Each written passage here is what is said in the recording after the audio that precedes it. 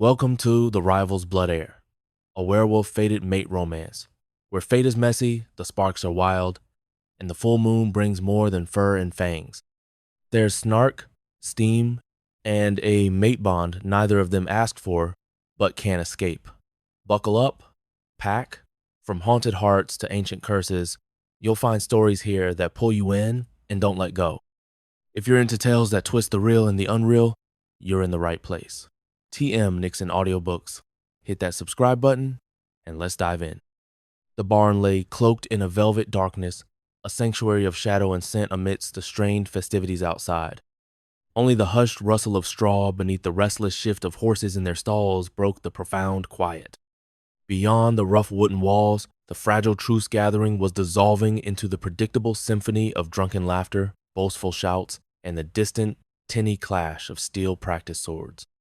But here, the air hung thick, not with tension, but with the warm, earthy smell of hay and something else of silent, potent anticipation. Sierra slipped inside, the chill of the autumn night clinging to her clothes, though her heart pounded a frantic rhythm against her ribs. She craved space, a breath of air unpolluted by the cloying scent of rival packs, a moment of reprieve from the heavy, assessing gaze of her alpha. The suffocating weight of duty, of the expectations tied to her name and her very blood, pressed down on her, tighter even than the laced leather of her tunic. She hadn't expected him. Yet, a primal awareness prickled at her skin, a sense of being watched even before her eyes adjusted to the gloom. Quinn stood in the deepest shadows, his broad shoulders and formidable frame catching a narrow strip of moonlight that sliced through the wooden slats above. He looked carved from stone, a monument of silent power, but his eyes, the color of storm-swept twilight, blazed with an intensity that ripped through the shadows and settled deep in her soul. "You shouldn't be here," he said, his voice a low rasp, carrying the edge of a growl that was both a warning and a challenge. Her breath caught a sharp, involuntary gasp. "Neither should you." The words were a brittle defense against the sudden, overwhelming current that arced between them. The distance separating them felt impossibly fragile, as though one wrong step, one reckless touch, would shatter the entire fragile world they both belonged to. She knew, with chilling certainty, that she should turn and flee. His presence was a fuse lit, a disaster waiting to ignite. He was Quinn, the alpha of the rival pack, her sworn enemy, the very leader her people had fought and bled against for generations. Yet, her feet seemed rooted to the ground, bound by an invisible tether. Quinn pushed away from the wall, the crunch of his boots on straw unnervingly loud in the stillness. Every deliberate step he took narrowed the chasm between them and sharpened her senses. The faint tang of cured leather clinging to him, the clean scent of pine smoke in his dark hair, the raw musk of his heated skin, they enveloped her, intoxicating and dangerous. His gaze, unswerving and absolute, locked onto hers, a silent, potent declaration. "If anyone finds us, it's a death sentence. Quinn," she whispered, her voice trembling, laced with an old, ingrained fear. A low, dangerous hum vibrated in his chest. "Let them come."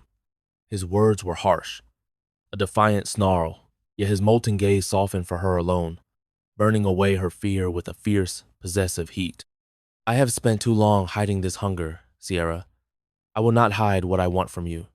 Her pulse thundered, a frantic drumbeat against her ears. Every fiber of her being screamed for her to resist, to push him away before the point of no return. But his hand rose, slow and deliberate, and brushed a stray lock of hair from her face. His fingers were rough, calloused from battle and work, yet the stroke was impossibly careful, reverent, as if she were a wild creature that might vanish if he pressed too hard. His skin, warm and solid against her temple, sent a shockwave through her.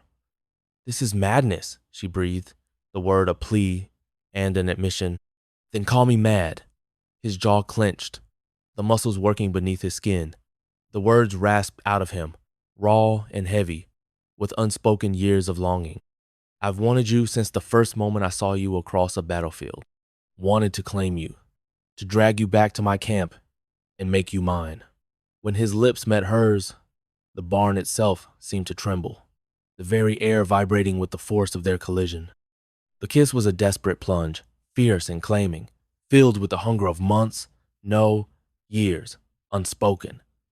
There was no hesitation, no tenderness, only an immediate, consuming need.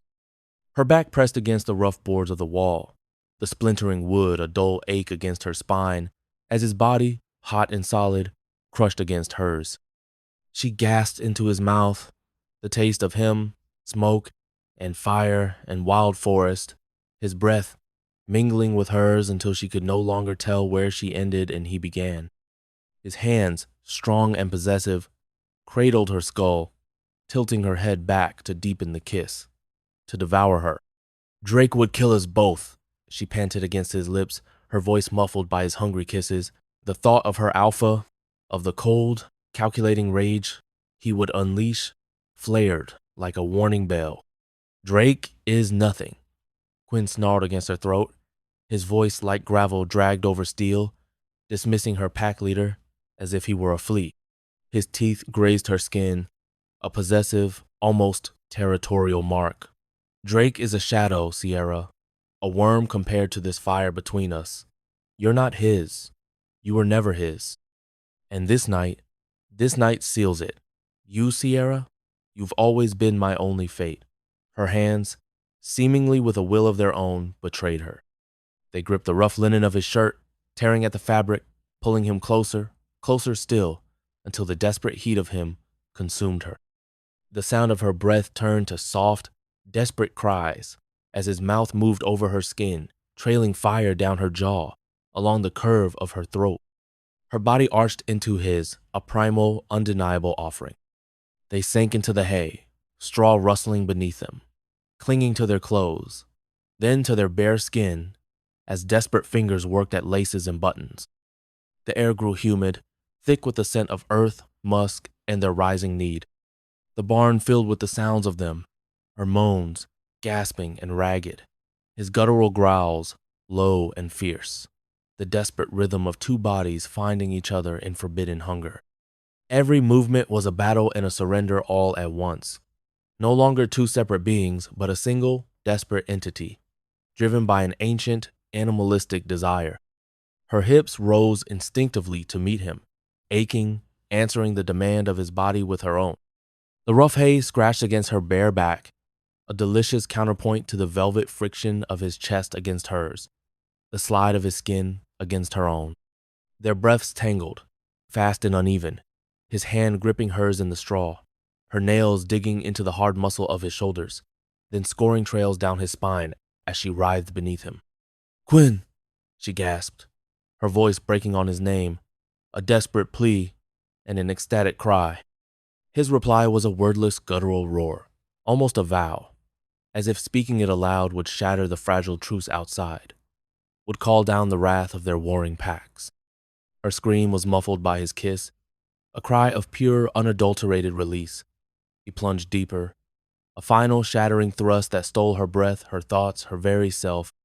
And in that last desperate breath, Quinn's voice ripped through the air, ragged and fierce, a primal decree, forever, Sierra. You are mine. It wasn't a question or a plea, it was an irrevocable truth, etched into her very being. The barn slowly bled back into focus. There was no war, no packs, no Drake. Only the lingering heat and the soft rustle of straw against their sweat-slicked bodies. Only the frantic beat of their hearts, slowing to a shared rhythm. They lay tangled, limbs entwined, chests heaving in the quiet aftermath of the storm. Her cheek rested against his shoulder, her hand on the steady, powerful rise and fall of his chest. The scent of hay, musk, and their shared passion now clung to them, a potent, earthy perfume. "You'll never forget this night," Quinn said, his voice raw, a low rumble against her ear, ancient and absolute. "This isn't just a night, Sierra. This is a claim, a primal bond sealed in secret." "I won't forget it," she whispered, her voice hoarse, thick with emotion. And though she knew the truth of his words, that this stolen moment, this fierce, forbidden connection, could destroy them both, could ignite a war that would consume their worlds, she could not bring herself to regret it. Lying there, cradled in his strong arms, with the scent of him on her skin and the echoes of their forbidden passion still thrumming through her veins, she knew one thing with absolute certainty. She would burn for this, gladly. 2 moons had passed since the truce, 2 moons since the barn. Sierra still felt him, not in sight or touch, but in memory. Sometimes in her dreams, she woke to the heat of Quinn's breath at her throat, the weight of his body pressing her into straw, the sound of his voice rasping her name as if it belonged only to him, a secret vow whispered in the dark. The memory burned like an ember she could not stamp out, a wildfire banked but never truly extinguished. It was her private rebellion, a spark of defiance fiercely guarded in the desolate landscape of her current reality. But she was not with Quinn. She remained under Drake's roof, his shadow pressing down like a claw. The great hall reeked of smoke and sweat, a cloying blend of roasted meat, stale ale, and the musky scent of unwashed bodies. Torches flickered on the rough-hewn stone walls, casting dancing shadows that seemed to mock the forced jollity of the assembled pack. The air, thick and oppressive, amplified every sound, a sudden roar of laughter too loud, a tankard clanging against the long table, voices barking with false loyalty, a chilling echo of Drake's arrogance. She sat at the long table, quiet, a statue carved from dread, the weight of 100 eyes on her, a chilling anticipation in the room as Drake made his entrance. He strode in as if the very flagstones had been laid solely to carry his triumphant weight. His broad chest, bare beneath a heavy wolf fur mantle, rippled with a false power. His jaw was sharp, a cruel blade, and his dark hair was slicked back from his face, emphasizing the predatory gleam in his eyes. Drake looked every bit the tyrannical king he fancied himself, a brute force in human form. The pack fell into an immediate, deafening silence when he raised a hand, basking in the hush like a god pleased with his groveling worshippers. A slow, possessive smile stretched his lips as his gaze, cold and calculating, cut directly to her. "There she is," he drawled, his voice thick with a satisfaction that coated her like grime. "The jewel of my harem, the mother of my heir." The words were a physical blow, making bile rise in her throat, a metallic tang on her tongue. Her hands, hidden beneath the table, clenched into fists, fingernails digging into her palms, a small, hidden act of defiance. Drake came to her side, his scent, a harsh blend of dominance, stale liquor, and something sickly sweet like decaying victory, filling her senses. His hand clamped down on her shoulder, fingers digging through the rough fabric of her tunic, a not-so-subtle reminder of her place, of his ownership. Her skin crawled beneath his unwelcome touch, every nerve screaming in protest. She held herself perfectly still, a mask of passive obedience fixed on her face, even as the ghost of another, gentler, reverent touch burned across her memory. He bent, his unpleasantly warm breath ruffling the hair at her temple, heavy with the scent of unwatered wine. "You've done well, Sierra," he murmured low enough for her alone, his voice a purr of false intimacy. "You've given me what none of the others could." His hand swept outward, a dismissive flick of his wrist, towards the scattering of women seated further down the table. His other Omegas, his playthings, their eyes downcast, faces pale, their very presence a testament to his cold dominance. They were little more than furniture, their purpose served, their spirits long since broken. Drake barely glanced at them now, seeing only Sierra, the one who had, in his mind, delivered the ultimate prize. A son, my legacy, my true bloodline, unlike the disappointments I've endured with these barren wretches. His voice was a sneer, loud enough for the other Omegas to flinch, but too low for the general pack to discern. It was a private cruelty, a reminder of their shared degradation. He said it as though it were already fact, already etched in stone. Sierra's stomach knotted tighter, a cold dread twisting inside her gut. A son, his legacy. The lie was a crushing weight. The room erupted in a roaring cheer when Drake lifted his heavy tankard high. "To the future, to my heir, to the alpha who will inherit this pack in glorious strength." The sound was deafening, a cacophony of drunken celebration that hammered against her eardrums, echoing the pounding of her own frantic heart. Tankards slammed together, Voices rose in drunken, off-key song, and the enormous hearthfire roared higher, casting grotesque, dancing shadows that seemed to crown Drake in flickering light. She sat amidst the noise, her face a serene mask, her hands still folded tight in her lap, but on the inside, she was a tempest of conflicting emotions. The ember still glowed, now a raging inferno, stoked by Drake's brazen boasts. She remembered, with excruciating clarity, the way Quinn had touched her as though she were fire itself, a sacred, powerful flame meant only for him. She remembered the barn's raw, primal heat, the scent of hay, and Quinn's wild, clean scent engulfing her. She remembered the savage reverence in his voice when he whispered her name, not as a command, but as a prayer, a breathless declaration of possession that transcended mere ownership. That memory, that night, was hers alone, a fortress of truth hewn from raw passion, and it burned hotter than all of Drake's empty boasts, brighter than all his stolen glory. Drake leaned close again, his smile sharp like a wolf baring its teeth. His breath, sickly sweet with ale, swept over her cheek. "Do you see how they look at you now?" he hissed, his voice a low, triumphant growl. "As queen, as the mother of my blood, the one who will carry my line forward. Look at you now, carrying my seed, my future. This is what happens when an Omega fulfills her purpose. You should be proud." His thumb stroked her jaw, possessively, firmly, leaving an invisible mark on her skin. Her lips parted, a desperate silent plea for air, for escape, but no words came. Pride was not what she felt. All she felt was a suffocating revulsion, a cold despair that warred with a fierce, burning defiance.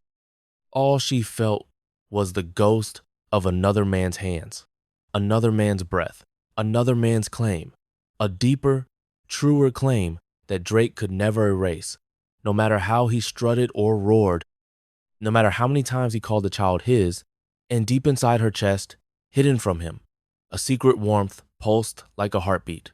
Quinn's legacy, undeniably, miraculously, hers and his alone.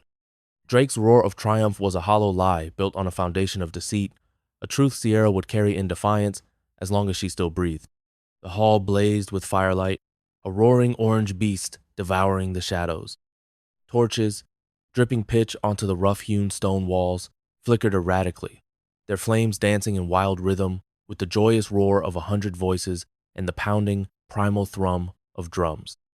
Long tables, crudely fashioned from split logs, groaned under mountainous platters of roasted boar, their crispy skins glistening, fat sizzling, and dripping into trays below.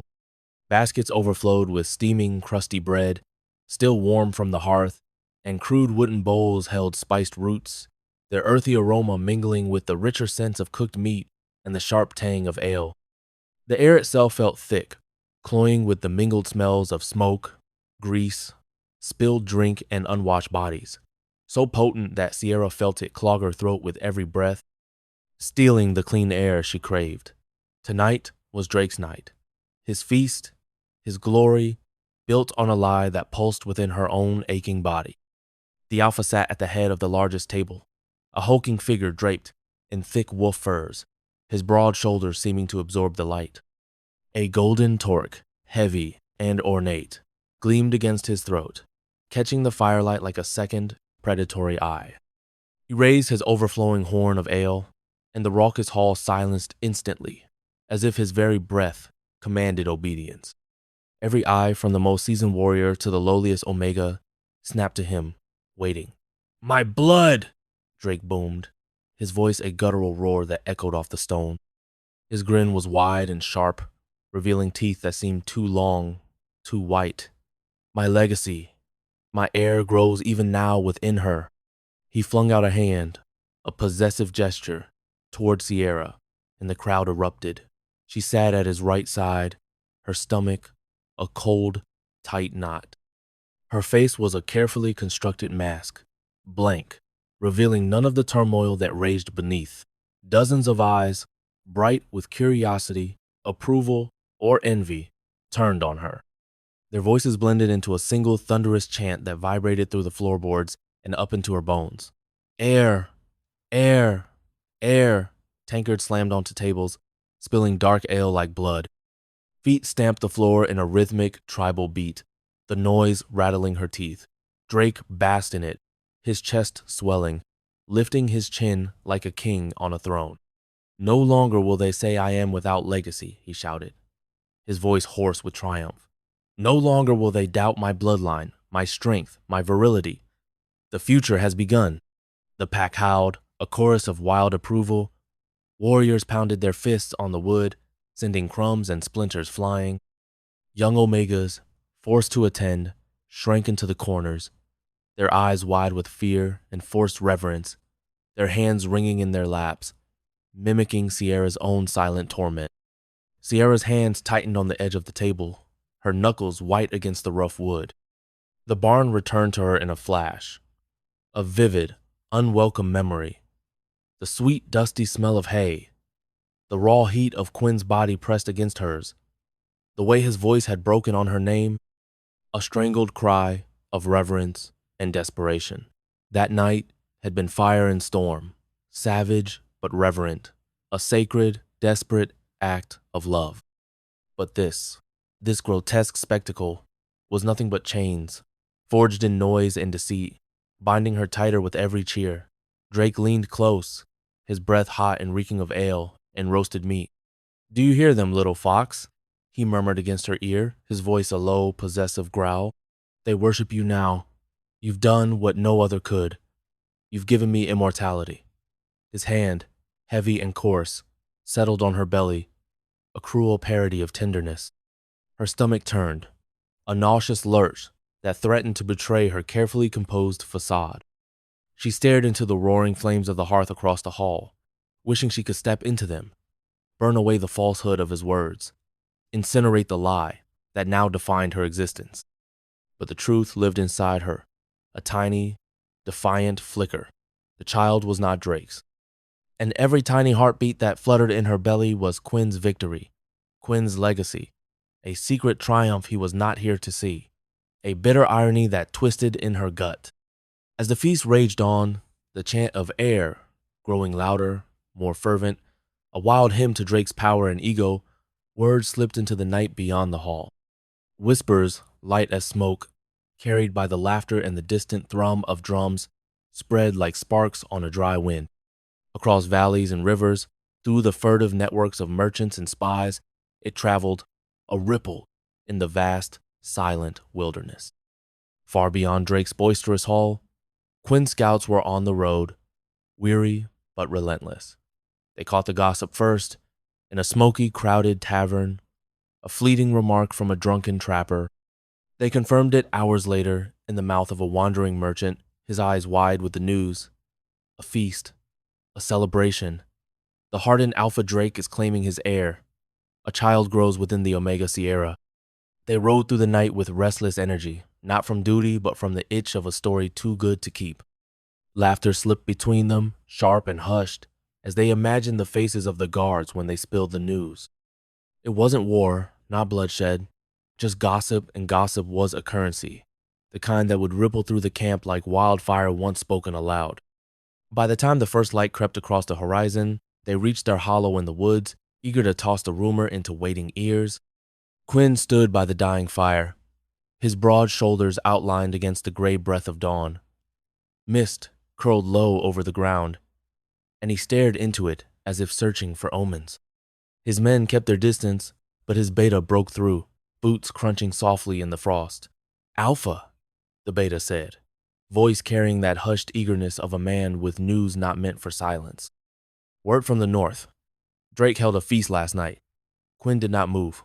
Only the faint twitch of his jaw betrayed attention. A feast? For what? The beta's lips curled, almost mocking. For an Omega, Sierra. He let the name hang, waiting for a reaction, then added, the harem's buzzing with it.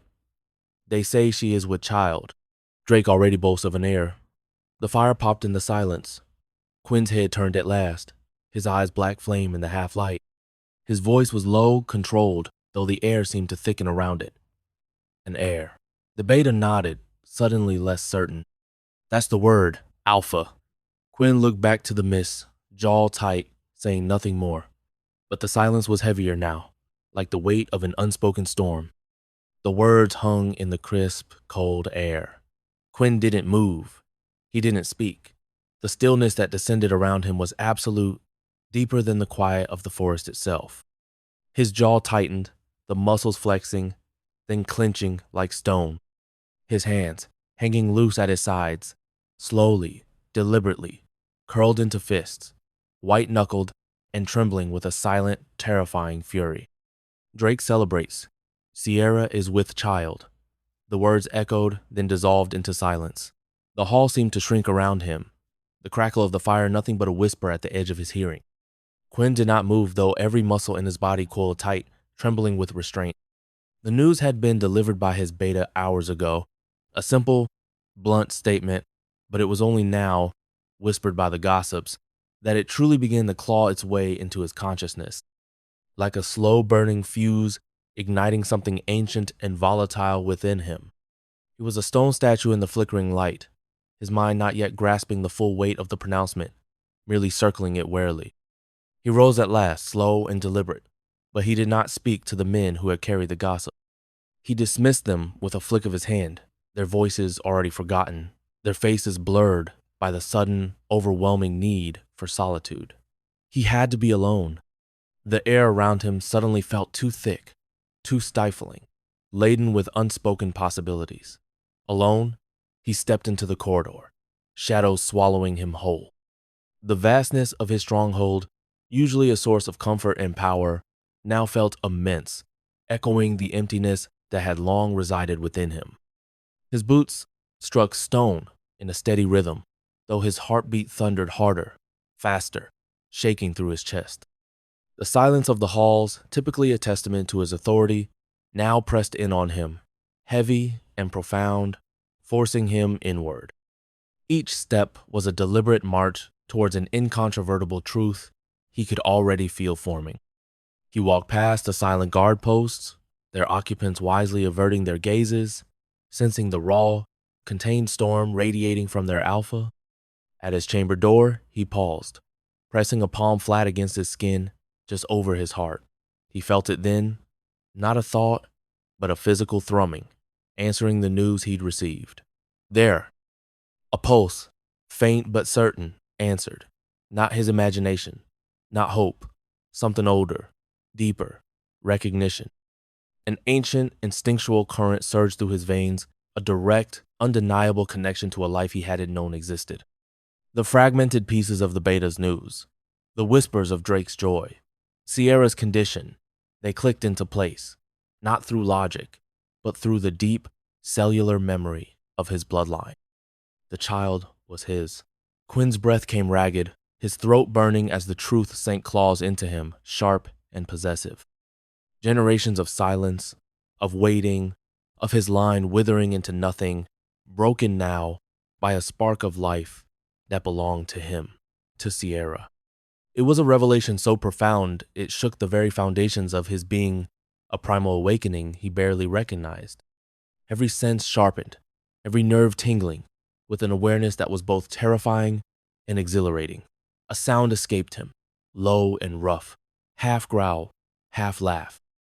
His lips curled in something feral, not joy and not grief, but both tangled together in a knot of fierce, protective realization. This was not a pleasant surprise. It was an anchoring, an undeniable claim on his very soul. He closed his eyes, resting his forehead briefly against the door. A baby, the wolf in him whispered. Not aloud, not for anyone else, only for himself, for the tiny ember he could feel, buried in the dark, waiting, a future, a legacy, a continuation that he had long believed was denied to him. When he entered his room, he did not light the lamps. He let the shadows cradle him as he sank onto the edge of the bed, shoulders heavy, eyes burning. For the first time in years, he was not only alpha, not only a warrior. He was more, a father to be, and the world, though it did not yet know it, had just shifted. Sierra sat alone in her chamber, the feast now only a dull memory. The torches had burned low, casting the stone walls in restless shadows that danced with her rising anxiety. Her hand rested over the swell of her stomach, still slight but unmistakable now, a secret growing within her, heavy with a destiny she couldn't yet comprehend. She whispered, barely a breath, her voice fragile in the echoing silence. "Little one, can you hear me?" The words felt foolish, a desperate plea to an unseen entity, yet something primal inside her pressed her to speak, to reach out. She closed her eyes, her palm warming the taut skin, willing herself to feel, to know, to connect with the tiny life within. A profound loneliness, cold and sharp, had settled deep in her bones after the forced cheer of the feast. She needed an anchor, a presence. At first, there was only silence. The soft crackle of a dying fire, the steady, relentless throb of her pulse in her ears, a lonely drumbeat in the quiet room, her breath held, suspended. Then, something. A flicker. Not a sound, not a thought, but a sensation. A whisper of energy, a faint, almost imperceptible thrum low in her stomach, answering her like an echo within her bones. Her breath hitched, catching in her throat, her eyes snapping open, wide and disbelieving. Again, stronger this time. The thrum intensified, a humming current running beneath her skin, pulling at her attention. It felt responsive, alive. This time, it came with a whisper, rough and distant, like a voice carried on storm winds across impossible distances, through the very fabric of her being. It resonated not in her outer ear, but within the deepest chambers of her mind, a faint echo that was unmistakably male. Not a word of claim, but a truth unveiled, trembling with a raw, savage awe.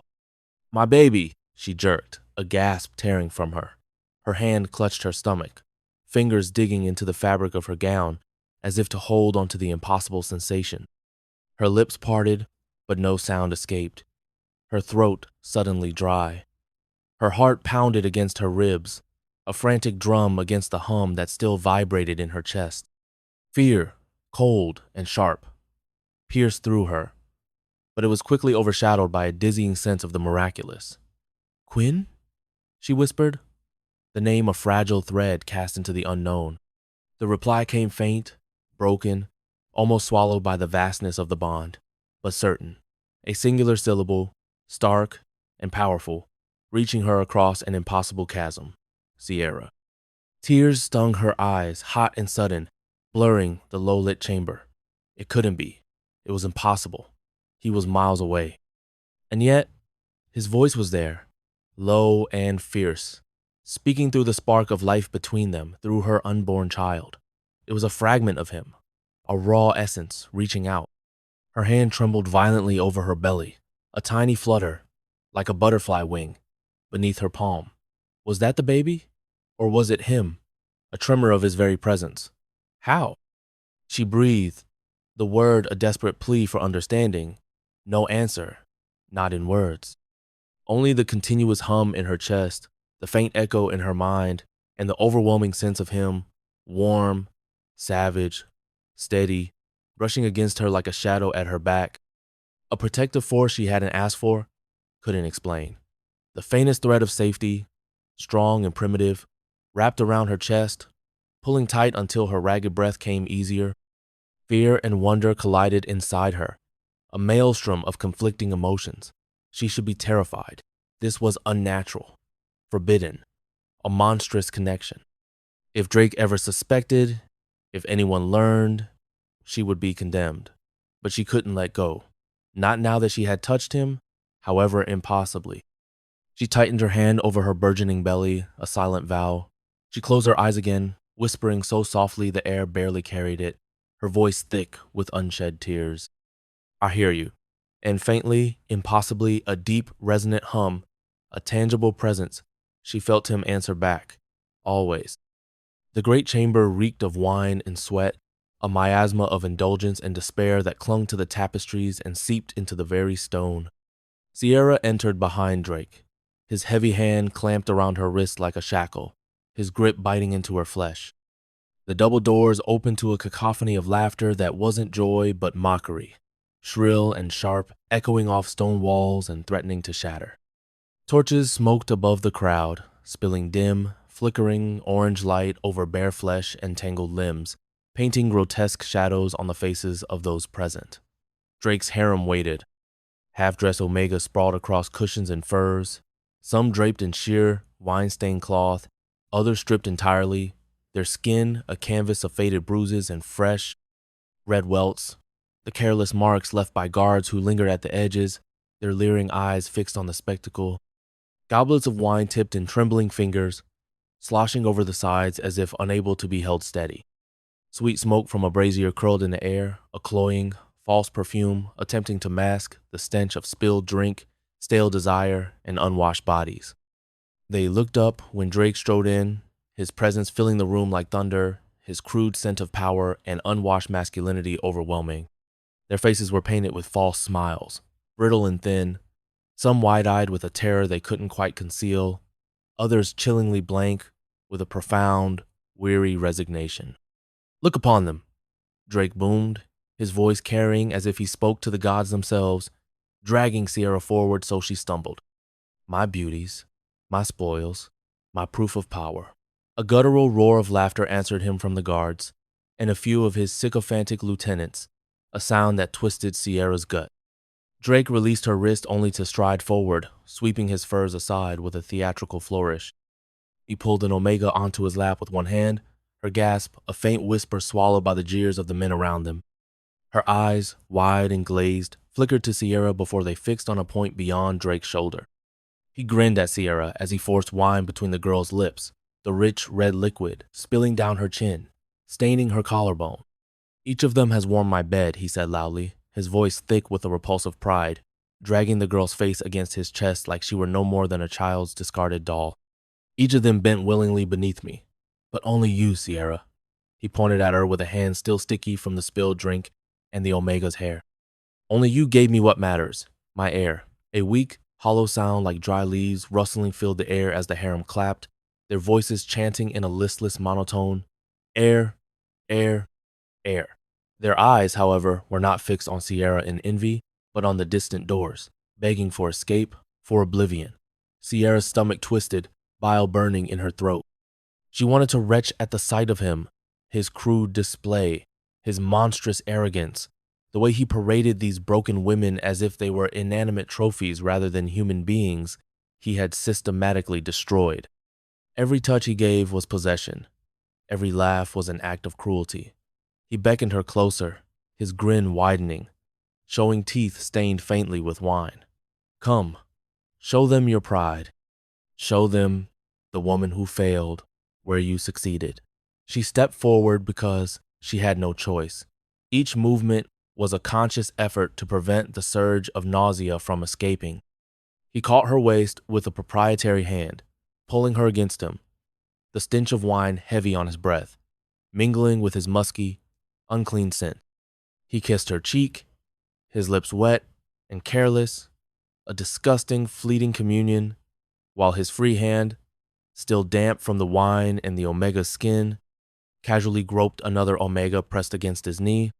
He made no distinction, reducing her, the mother of his heir, to just another part of his repulsive collection, another testament to his absolute power. The room cheered, a forced, drunken roar that grated on her nerves. Sierra stood frozen within Drake's grasp, her skin crawling, every nerve ending screaming in protest. She closed her eyes, pulling inward, seeking refuge in the dark, clutching at the invisible thread of warmth that lived inside her, a sanctuary against the depravity surrounding her. "Quinn." The baby stirred faintly, a flutter deep within her, and with it came the brush of his voice in her mind, distant but steady, savage but sure, like the ghost of a whisper across a vast, empty plain. "Hold on." Her breath hitched. A gasped sob caught in her throat. It was only a flicker, barely a sound, but it was enough. Against the noise, the stench, and Drake's disgusting, violating touch, she clung to it. That tether, that spark. It was all that kept her from breaking. Later, in the cold solitude of the chamber Drake had assigned her, the silks on the bed feeling like a mockery of comfort, Sierra pressed her hand to her aching belly. The images of the harem, the raw fear in their eyes, Drake's leering face, recycled through her mind like a horrific, endless loop. She huddled on the edge of the bed, wrapped in her thin shift, shivering despite the warmth of the room. "Oh, my little one," she whispered, her voice hoarse, tears finally spilling down her temples and into her hair. "Forgive me. Forgive me for what you must endure, for the monster who claims you." She knew the baby couldn't understand, but speaking the words, giving form to her anguish, offered a sliver of release. "We have to be strong. For Quinn. For when this is over." The wind felt impossibly far away, a dream she was barely brave enough to whisper. She closed her eyes, willing herself back to that brief, powerful connection. The baby fluttered again, a tiny, reassuring presence. And then, clearer this time, a surge of defiant energy, a primal roar that resonated not in her ears but in the very core of her being. His voice. "Never break, Sierra. Never."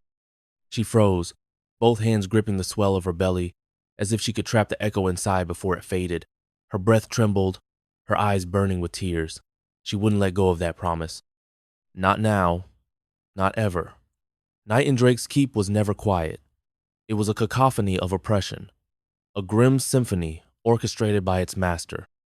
Drunken guards stumbled through the halls, their heavy boots clanking like shackles on the ancient stone.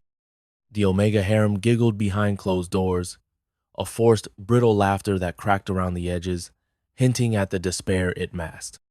And from Drake himself came snores so loud they rattled the very rafters, a guttural sound that seemed to mock any attempt at peace. But in her chamber, a small bastion of flickering light against the encroaching darkness, Sierra lay awake. Her hand, slender and trembling slightly, was pressed to her stomach, a silent prayer. The fire in the hearth burned low, its embers casting restless, elongated shadows that danced like trapped spirits on the rough-hewn walls. The air was thick with the scent of old smoke and the cloying sweetness of the sleeping draft she'd refused. Her lips parted, a whisper barely audible even to herself. "Are you there?" The words felt fragile, adrift in the vast emptiness of the night. For a moment, only silence. Dread, cold, and sharp, pricked at her. Had it been a dream? A desperate figment of her imagination?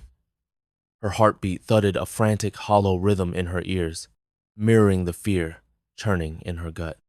Then, faint, rough, yet undeniably certain, a resonance deep within her being, a primal whisper that brushed against the edge of her consciousness. Always. A choked sob caught in her throat. Her eyes stung, hot tears blurring the shadowy outlines of the room. Quinn.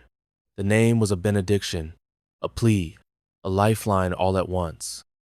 The bond, a miraculous, impossible tether between them, flared warm inside her chest. It wasn't just a thought, a feeling. It was a physical sensation, a pulsing warmth that synchronized with the faint flutter of the child nestled deep within her belly. His voice, ragged as though dragged across miles of windswept gravel, yet imbued with an unmistakable urgency, was truly his. It was a sound that had once haunted her dreams with raw desire, and now it promised something far deeper. "Are you safe?" His question rumbled through her, low and demanding, carrying the weight of untold worry. It wasn't the voice of a man consumed by lust, but by a fierce, protective instinct that transcended mere physical longing. She swallowed, her throat tight, the words catching. "He hasn't touched me since I've been pregnant." That's safety, at least. Her palm rubbed small, soothing circles against her belly, a gesture of comfort to herself as much as to the burgeoning life within. "A safety for me, Quinn. He fears what he doesn't understand, fears harming it." The implied truth that her safety was only secondary to the child's hung unspoken between them. The growl that came back through the bond was pure, unadulterated fury, edged not with helplessness, but with a terrifying, contained power. If he ever. The unspoken threat was a thunderclap, shaking her very bones. He didn't finish the thought, but she felt the surge of his rage, the dark promise of retribution that coiled within him. "He won't." She whispered it quickly, desperately, a frantic reassurance not just for him, but for the frayed edges of her own hope. Not now. The fear of damaging his heir keeps me safe.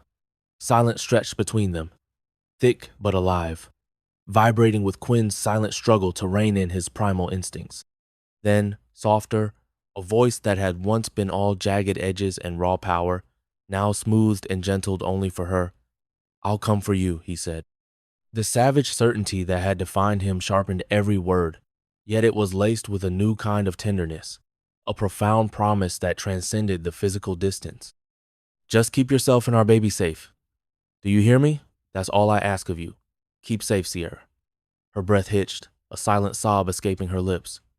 "Our baby," she repeated, the words a fragile whisper against the pillow, as though speaking them aloud gave her strength, grounding this miraculous connection in a tangible truth. It was more than just a child. It was a physical manifestation of their bond, a beacon of hope in her desolate existence. The bond quivered with his response, a wave of fierce possession and overwhelming love. "Keep safe. Both of you. I'm always here." It was a declaration, a branding, a sacred vow that settled deep within her very core. She pressed her face into the pillow, tears slipping hot and fast against her skin. But they weren't tears of sorrow, not anymore. They were tears of profound, aching relief. Every night, locked away in this gilded cage, she had thought herself utterly alone, a solitary star in a sky of unending darkness. And now, even caged in Drake's Keep, surrounded by cruelty and decay, she had him. He was with her, not just in memory, but in a living, breathing connection that defied logic and distance. "Tell me," she whispered, her voice trembling with a longing that went beyond mere physical touch, a yearning for intimacy of the soul. "What do you see when you close your eyes?" She wanted to remember him, to feel him, to know that the passion they'd shared was still real, still vibrant, even now transformed into something else. His answer came fast, without a moment's hesitation, a torrent of vivid sensory details that painted him as if he were right there in the room with her, his rough hands cupping her face, his breath on her skin. "You, the hay in your hair, tangled from our rushing, the sound you made when you cried out my name, soft and breathless. The way your body met mine as though it had been waiting forever, like two halves finally joining." His voice, rough with the memory, was tinged with a deep ache, not of longing for lust, but for the profound connection it had forged. Her lips parted, a quiet moan of memory escaping before she could stop it, a visceral response to the exquisite pain and beauty of his words. Her fingers curled into the pillow, clutching it as if it were him. "Don't forget," he said, his voice breaking through her like thunder, sharp and commanding, cutting through the haze of memory. It was his primal growl, but now it was a growl of fierce, unyielding protectiveness, not just for her body, but for her spirit. "Don't you dare forget that you will be mine, and I will come for you. Just hang in there." Her hand pressed hard over her stomach, where the child fluttered a soft, reaffirming beat. "I won't forget." The words were a promise, a vow etched into her heart. The bond pulsed, a steady, warm beat, echoing the rhythm of the life within her, until finally, exhaustion, coupled with a newfound peace, claimed her. Her eyes, heavy with tears and wonder, finally closed. For the first time in months, Sierra slept with peace in her chest, the rhythmic thrum of the bond, a constant, comforting presence, a silent lullaby promising rescue. She was not alone, she was loved. And she was theirs. A suffocating silence had fallen over Drake's Keep, a chill that seeped deeper than the winter winds. It wasn't the stone that grew cold, but the air itself, thick with unspoken fear and suspicion. The very walls seemed to listen, their ancient timbers groaning under the weight of unspoken secrets. Gone were the casual boasts of the guards, their laughter now snapping like blades against stone, quickly stifled. The Omegas scurried through the hallways, their shoulders drawn in, eyes downcast, as if bracing for an unseen blow. And at the heart of this creeping dread, Drake himself prowled. He moved like a trapped predator, restless and dangerous, his broad shoulders hunched, his eyes, once sharp, now cutting, darting, searching, forever sensing betrayal in every shadowed corner. A low growl seemed to hum beneath his breath, a constant tension in the air around him. He was suspicious, deeply, dangerously so. Sierra felt it with every strained breath she took. His gaze, heavy and possessive, followed her through the great hall, watched her from the shadows as she moved through her chambers, and even seemed to press against the closed door while she thought she was alone. He would observe her during meals, not speaking, just watching, his head tilted slightly, a slow, predatory curl forming on his lips, as if he could taste the secrets pulsing just beneath her skin. He seemed to relish her discomfort, his presence a physical weight in the room, constantly looming. She struggled to maintain the fragile facade of a dutiful Omega, a willing vessel for his heir.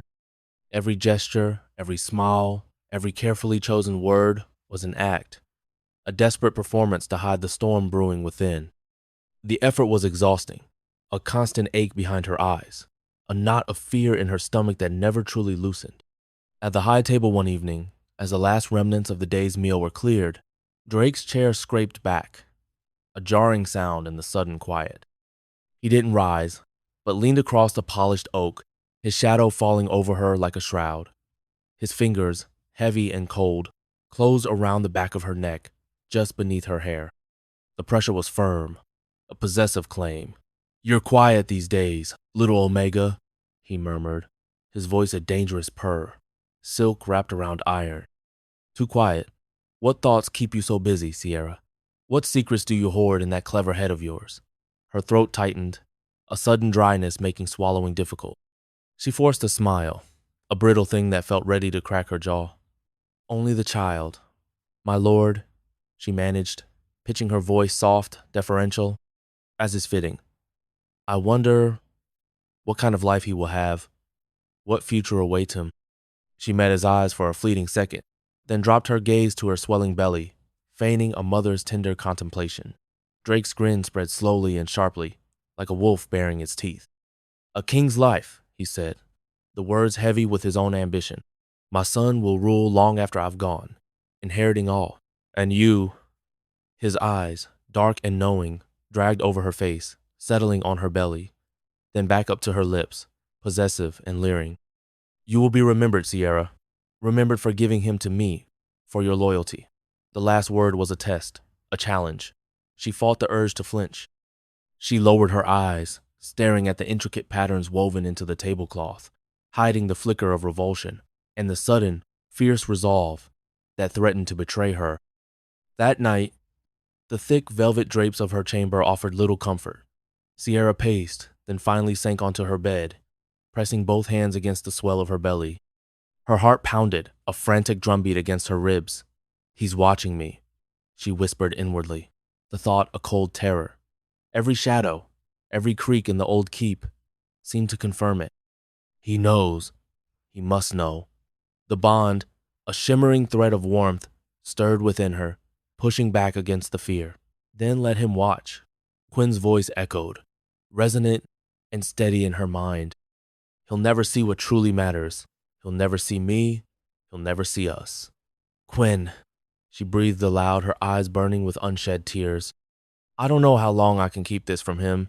He looks at me as if he already knows everything, as if he can rip the truth from me with his eyes.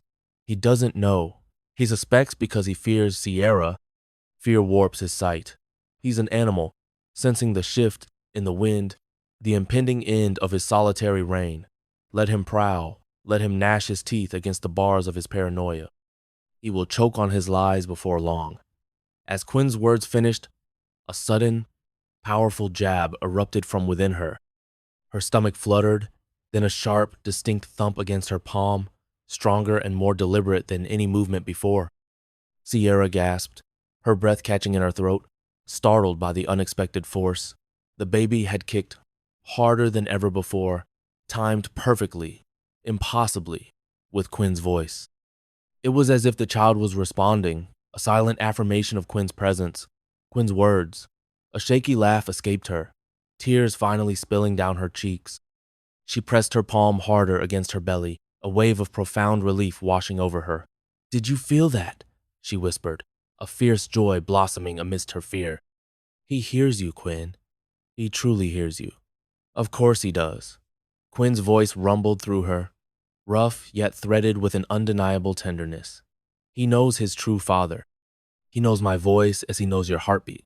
Her breath caught again, not from fear, but from the overwhelming swell of emotion. She shouldn't let herself cry. Not now. But the raw truth of Quinn's words, the undeniable connection, undid her. This wasn't just her burden to bear. Hold steady, Sierra, Quinn urged, his presence through the bond deepening, a profound warmth wrapping around her chest like impenetrable armor. He seeks to isolate and break you, but you are not alone. When the time comes, you will not face him alone. Every step you take, I am there. Every breath, I hear it. Every kick, every stir of life inside, it's mine as much as yours. Remember that when he looks at you with his poison eyes, when his shadow falls over you, she whispered into the quiet, her voice still trembling, but laced with newly forged strength. I will, Quinn. I swear I will remember. The fire in the hearth dwindled to embers, casting dancing shadows on the stone walls. But even in the flickering gloom, Sierra could feel it. Drake's shadow, a cold, oppressive presence, was creeping across the keep, across her very thoughts, watching, waiting. And for the first time, Sierra felt not just pure terror, but a flicker of defiance. Let him watch. Let him wait. He would never see what truly moved beneath the surface, never truly grasp the power growing, not just within her, but around her, unseen, unheard, and utterly beyond his reach. Steel clung to the air, a metallic tang of sweat and effort, mingling with the acrid kiss of the forge's dying embers. Quinn remained on his knees, the rough earth digging into his skin, yet feeling nothing but the fierce pulse of his own blood, mirroring the distant thrum through the bond. The child's kick, an echo of life within Sierra, was a tiny, vital punch to his soul. It wasn't just a promise exchange between lovers. It was a pact sealed with the future. He rose slowly, his powerful limbs protesting with a dull ache from hours of brutal sparring, but his mind was alight. His jaw was clenched so tight his teeth hurt, and his fist, still raw and streaked with dried blood from his men's blades and his own, hung at his sides. He did not unclench them. This was the shape of his resolve. Let him hear, he repeated, the words a low growl that vibrated in the silent night, not for Sierra, but for himself, for the ancestors he had spoken of, for every barren womb and thwarted hope in his lineage. Let him know the beast has been woken. Sierra's presence in his mind softened, a balm to his raw edges, even as her fear for him was palpable. Quinn, please, be careful. His lips twitched again, a grim, humorless smile. Careful is for the weak, my love. I am coming for you. And for our baby. He pressed his hand over his heart once more, feeling the phantom flutter of the child, the distant ache of Sierra's own, a symphony of longing and fierce protectiveness.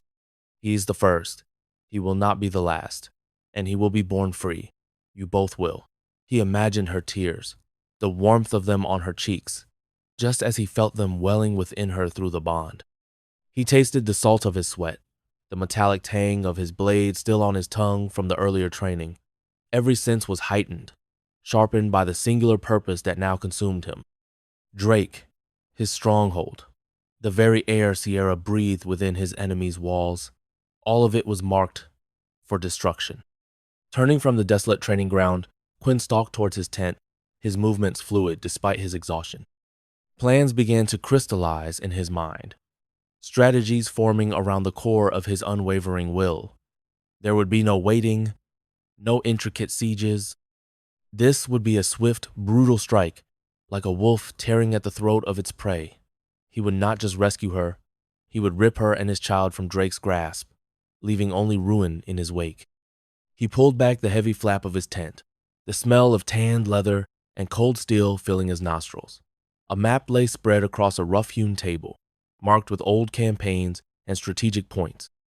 His gaze, still blazing with undiluted hunger, fell upon Drake's lands, a dark stain on the parchment.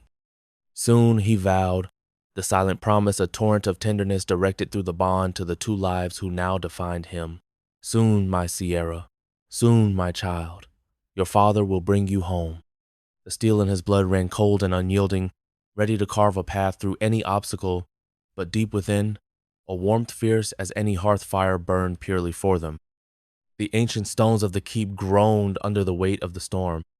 Outside, the sky had ripped open, a furious maelstrom of wind and driving rain lashing against the battlements, each lightning flash illuminating a world plunged into chaos. But within the great hall, it was Drake's temper, raw and untamed, that truly shook the very foundations. He had been drinking since dusk, the air thick with the cloying, sickly sweet stench of fermented wine that clung to him like rot. His eyes, bloodshot and glazed, held a predatory gleam, and his grin was a sharp, unsettling slash across his face. The feast had ended hours ago, the servants long dismissed, but he hadn't released his men. They lingered in the shadows of the flickering hearth fire, a volatile mix of fear and eager anticipation, watching their alpha pace before the flames like a caged beast, his restless energy thrumming through the cavernous hall. Sierra stood apart, a statue of stillness in the swirling storm of his rage, her hands folded protectively over the gentle swell of her stomach. She had learned, through long, agonizing experience, that stillness was often safest, that silence could sometimes render her invisible. Tonight, however, it failed her. "You're too quiet again," Drake snarled, his voice a low growl that cut through the rumble of thunder. He rounded on her, his movements jerky and unpredictable. His heavy drinking cup slammed to the floor, metal clanging on stone, spilling a dark crimson stain across the flagstones like fresh blood. "Always so quiet, so secretive. What is it you're hiding from me, Her lips parted, a silent prayer forming on her tongue, but no words came. She lowered her eyes, a gesture of practiced submission, hoping it would soothe the beast within him. It didn't. Drake crossed the room in 3 strides, a predator closing on his prey, and caught her by the arm. His grip was iron, his nails biting cruelly through the thin fabric of her gown, digging into the tender skin beneath. "Do you think I'm a fool? Do you think I don't see you whispering to shadows, smiling at nothing? Do you think I don't feel the shift in your loyalty?" Fear, cold and sharp, pierced her. His hand snapped across her cheek. The crack echoed off the grim stone walls, a sound shockingly loud in the sudden, tense silence that followed the last clap of thunder. She staggered, her vision blurring, her hand flying instinctively to clutch her stomach, the precious child beneath her ribs jolting violently with the impact. A cry tore from her throat, not out loud, for her breath had been stolen, but inside, raw and terrifying, reaching out through the very core of her being. "Quinn!" And across the miles, through leagues of land and the tempestuous night, he heard it. The world around him faded. Quinn froze mid-step, the wind whipping at his cloak, his breath sucked out of him, as if a giant hand had seized his lungs. His heart slammed like a war drum against his ribs, a frantic, desperate rhythm. The bond ignited, an inferno scorching through his chest, a searing agony that was not his own. Sierra's terror flooded him, her pain, sharp and unbearable, her desperate, silent call resounding in the deepest chambers of his soul. "Help me! I hear you!" His voice thundered back through the bond, savage and certain, ripping through the veil between them. "I'm here, Sierra. Hold on, my love." She gasped, a broken, desperate sound, hot tears spilling down her face as Drake shoved her back against the cold, unyielding stone wall. His hand, heavy and cruel, pressed to her jaw, forcing her to meet his burning, possessive eyes. "You belong to me," he hissed, his voice a low, venomous rumble. "You and that air you carry. Both of you. Mine.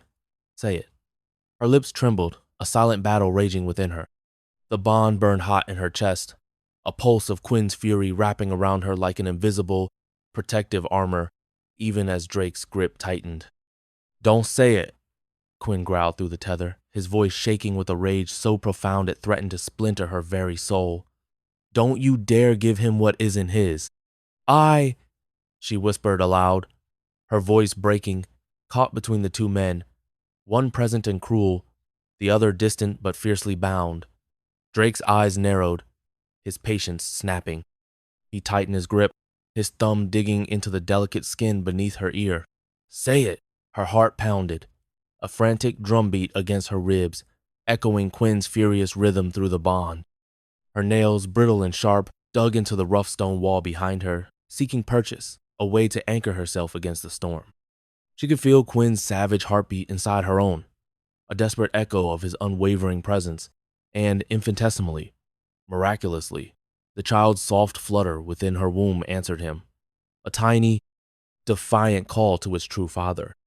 Through clenched teeth, a primal need to protect her child overriding all fear, she whispered, not to Drake, but to the deep, burning core of the bond, to the one who truly heard her, who truly understood, I am yours.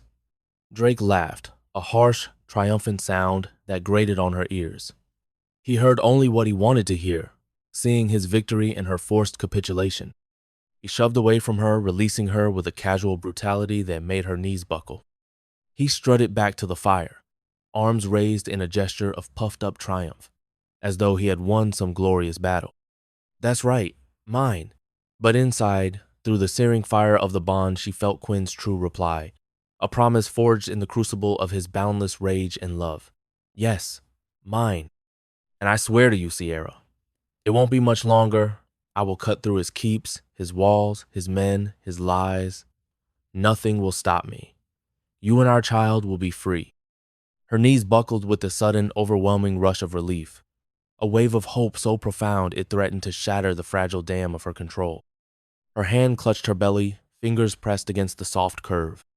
And beneath her palm, the baby stirred, a gentle, strong movement, steady and reassuring, as though he had heard and understood his father's vow. The night swallowed the world, thick with the acrid promise of smoke and the coppery tang of iron. Quinn's warriors moved like specters through the ancient pines, their movements a predatory grace, eyes glinting with a feral intensity under the fractured moonlight. Ahead, Drake's border patrol, oblivious to the encroaching death, held crude torches high, their laughter loud, careless, echoing through the trees with crude jests. They never saw the shadows coalesce, never heard the soft padding of armored boots, never felt the wolves' breath on their necks until it was far, far too late. Quinn struck first, a phantom in the flickering light. His blade, a streak of honed steel, split the firelight with inhuman swiftness, slashing clean through a scout's throat before the man even understood the chill of the air on his skin. A gagging gurgle, then silence. The forest exploded, not with sound alone, but with a sudden, overwhelming torrent of violence. The tearing screech of steel against steel, the guttural roars of men, the wet, sickening sounds of flesh breaking beneath fury, all punctuated by the frantic flapping of disturbed ravens taking flight. The air became a cloying blanket of sweat, fear, and the metallic spray of blood. Miles away, in her gilded cage within Drake's fortress, Sierra bolted upright in her chamber, a silent scream tearing through her. The candlelight flickered wildly, mirroring the sudden, violent storm within her. An electric jolt ripped through her chest. An invisible tether yanked taut, so visceral she gasped. It was not her pain. No, this was deeper, heavier, a primal ache that twisted her guts. Her breath hitched, catching in her throat like a trapped bird. Quinn, she whispered, the name a ragged prayer, a desperate plea for connection. With you, his voice responded, not in her ears, but burning in the very core of her mind. Savage, breathless, yet undeniably there, always with you. It was a raw, animalistic growl, laced with effort and the clang of battle. Then, a searing agony. A sword struck his shoulder. The impact translated to her as a scalding fire, a phantom limb that burst into unbearable pain.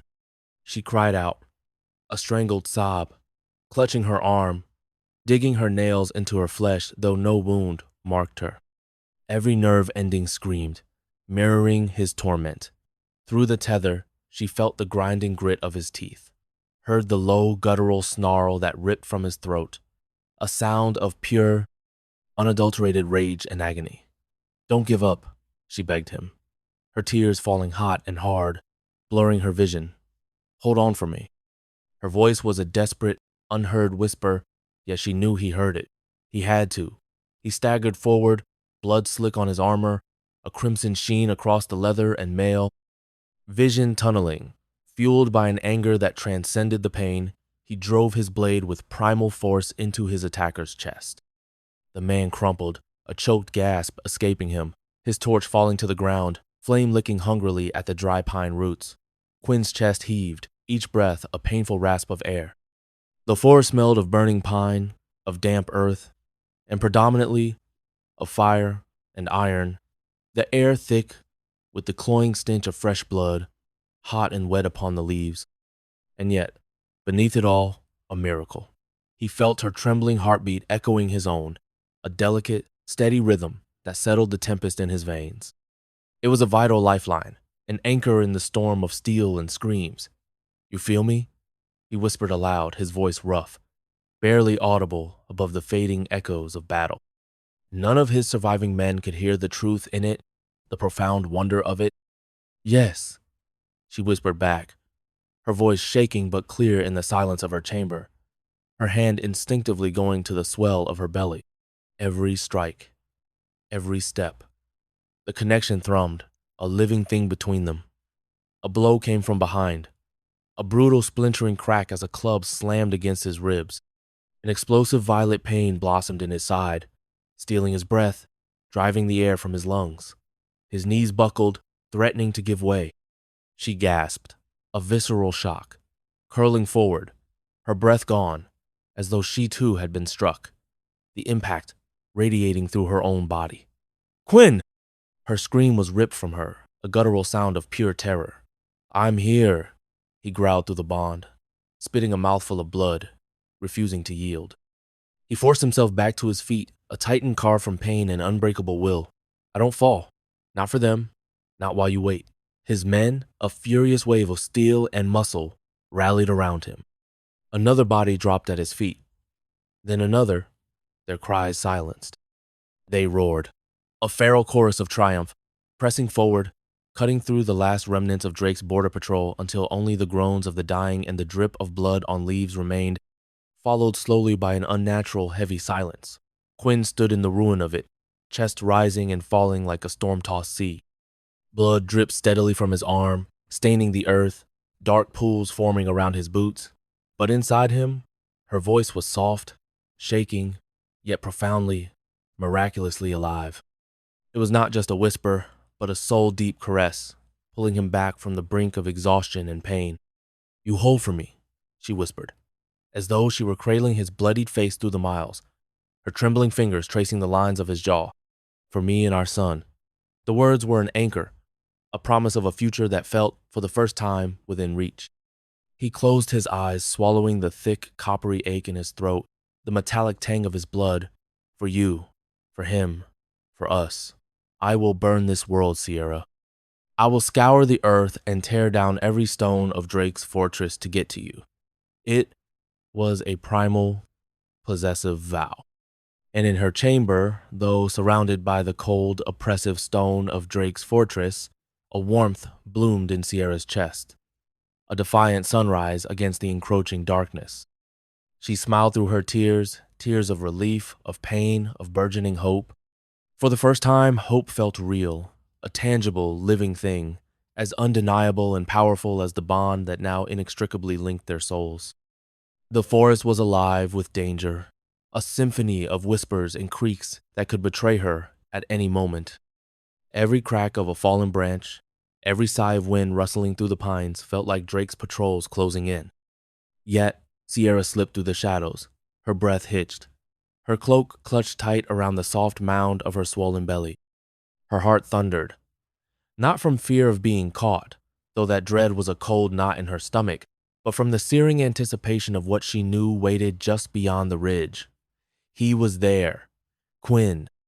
The bond tugged her toward him, insistent and burning, like a thread of fire coiled around her chest, pulling her through the undergrowth.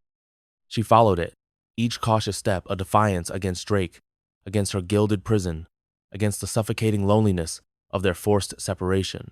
And then, he appeared. He stepped from the deepest darkness of the ancient trees as though the night itself had carved his form. broad shoulders cloaked in rough wolfskin, the primal scent of blood and battle still clinging to his powerful frame, his eyes lit with a feral hunger that stilled her breath, a wild, untamed light that spoke of endless nights spent searching. Quinn. The name slipped from her lips like a prayer, a breathless whisper that tasted of salt and longing. In two powerful strides, he was before her, a force of nature tearing through the last sliver of space between them. His hands, rough, scarred, trembling with an emotion so profound it echoed her own, cupped her face as if she might vanish, a wisp of smoke, if he wasn't careful. His thumbs brushed the delicate skin beneath her eyes, tracing the faint smudges of exhaustion. "You're here," he rasped, his voice a guttural sound, raw with relief. His forehead pressed to hers, his dark hair brushing her temples. The scent of him, pine wood, and damp earth, wild animal, and the deep, intoxicating musk that was uniquely him wrapped around her, a physical embrace that made her entire body tremble. "Moon above, you're real. I thought if I closed my eyes I'd lose you to him forever, that he would devour your light." Her palms flattened over his chest, feeling the frantic heat of his heart racing against her touch, a desperate drumbeat mirroring her own. She wanted to collapse into him, to sob out every moment of torment, every lonely night, but instead her lips trembled into a fragile, hopeful smile. "I felt you in every breath, Quinn. Even through the darkness he tried to cast, through him, through our son. He carried your voice to me, a constant hum reminding me of your presence." His jaw clenched, a muscle working beneath his skin, as his thumb brushed her cheek where hot tears finally threatened to spill. "My blood is in him, my fire is in you. That's why Drake will never have either of you. He can claim a crown, but he'll never claim a soul." The baby kicked then, a sudden, powerful jolt, hard and undeniable, as though answering his father's fierce words, a recognition echoing from within. Sierra gasped, clutching her belly, her eyes wide with wonder. Quinn's hand moved instantly, his palm pressing instinctively over hers, covering the curve of her stomach. The moment his callous skin met the soft swell of her womb, the world seemed to shatter and reform. Heat, light, a pulse of something more than flesh, more than spirit, more ancient than memory. Their bond roared alive, an inferno igniting between them, consuming the fear and the shadows. She felt his strength, a foundation she could finally lean on, his pain, a crushing weight of separation and worry, his hunger for her, for their family, for their lost future. He felt her fear, sharp and cold, her hope, fragile but tenacious, her endless, aching longing for his presence. And through it all, the tiny, sparking heartbeat between them throbbed like a drum, a primal rhythm weaving them together, an undeniable testament to their shared creation. "Quinn!" she sobbed, the sound torn from her throat, collapsing fully against him. Her tears soaked into his wolfskin tunic, warm rivers against her cold cheeks, but she barely noticed, lost in the overwhelming reality of him. He held her fiercely, crushing her to his chest, one hand tangled in her hair, the other pressed against the small of her back, as if to meld them into one. His lips brushed her temple. "You're mine, Sierra, forever mine." He might strut in his stolen halls, he might claim a title, but he'll never have what we are. He'll never touch what is ours. Never our love, never our son, never this fierce, burning truth between us. Her lips trembled against his warm skin, her voice muffled but desperate. "He'll kill you if he finds out. He'll kill us all." Quinn tilted her chin up, his eyes blazing with a savage promise that sent shivers down her spine, not of fear, but of raw, untamed power. "Then let him try. I'd bleed the earth dry before I'd surrender you. Do you hear me? I'll carve his name from this world if he so much as lays a single, defiling finger on you or our child." Sierra kissed him then, fierce and desperate. A reclamation, their mouths clashing like two storms colliding, a torrent of unspoken words, of fear, of relief, of a love that defied all boundaries. For a moment, the ever-present fear of discovery burned away, leaving only the truth of them, their indomitable bond, their impossible love. the precious, burgeoning life they had made together. When she pulled back, breathless, her eyes searched his, a plea lingering in their depths. "Don't let me go again, not ever." His hand, rough and warm, gripped the back of her neck, steady and unyielding, his thumbs tracing the line of her jaw. "I couldn't, Sierra, even if I tried. You're carved into me, into my bones, into my very spirit. You and him, you're my soul, my reason for breathing. I will return for you both. We are almost ready for war. Please hold on a while longer." For the first time since the devastating night in the barn, since Drake's cold pronouncements, she let herself believe it, believe in him, believe in them. And though the long, dark shadows of Drake's reach stretched far, threatening to consume them, for one fragile, burning night, held in Quinn's arms, Sierra was free, truly, fiercely free. The great hall was lit like a pyre, the fire roaring in the hearths, casting monstrous, dancing shadows across the rough-hewn stone. The air hung thick with the acrid scent of smoke and the coppery tang of anticipation. The pack had gathered, not in convivial communion, but in a restless, watchful silence, their low growls quickly stifled by the palpable tension. Their alpha had summoned them, and his voice, when it came, had been a deafening clap of thunder. Drake stood at the center of the hall, a hulking, primal force. Broad as a mountain wall, his chest was bare beneath furs that trailed like the bloody trophies of 1,000 hunts. His muscles, corded and sculpted, flexed with every subtle shift of his weight. But it was his eyes that truly terrified, gleaming like bloodshot coals, rimmed with a raw, untamed fury that made even the boldest, most battle-hardened wolves bow their heads, refusing to meet that savage gaze. An unseen storm brewed behind those eyes, promising destruction. Sierra sat near the front, a small, fragile point in the vast, volatile space. Her belly, swollen with the life within, pressed heavily beneath her cloak, a vulnerable target. Every nerve ending in her body screamed with an icy unease that tasted like ash on her tongue. She knew the look in his eyes. She had seen it often enough when he sought to break something, to prove his dominance through cruelty and pain. Tonight, that hunger, sharp and predatory, was aimed directly at her. Drake's grin was a feral snarl as he raised his goblet high, the crimson wine sloshing precariously, a few drops spilling over his knuckles like fresh blood. Betrayal. His voice rolled through the hall, not merely sharp, but honed to a razor's edge, slicing through the suffocating silence. In my own den, in my own house, under my very nose. A low, guttural murmur rippled through the pack. Heads turned, a slow, terrified wave. Some wolves dared to cast quick, condemning glances at Sierra, their eyes filled with a mixture of fear and judgment. Others, more cunning, quickly averted their gazes, their shoulders hunched, desperate to appear invisible. Her heart pounded a frantic rhythm against her ribs. He knows. He knows everything. Drake's gaze, heavy and merciless, cut through the air, pinning Sierra like a beetle on a specimen board. "You thought you could deceive me?" His words struck her like physical whips, lashing at her skin, stripping her bare. "Thought you could sneak off, warm another man's bed, and then sit at mine with his brat swelling in your belly, paraded as my heir?" A collective gasp swept through the hall, ragged and horrified. A crash echoed as someone, startled, dropped a heavy pewter mug, its clatter seeming unnaturally loud in the suddenly frozen silence. The entire hall held its breath, suspended in the alpha's rage. Sierra's breath caught in her throat, her body rigid, with a terror so profound it threatened to shatter her. But deep within her, a faint fluttering, a gentle shift, the baby stirred. And with it, Quinn's voice, low and steady, a warm thrum against the icy dread in her heart, a lifeline in the storm. "Do not bow. Do not break.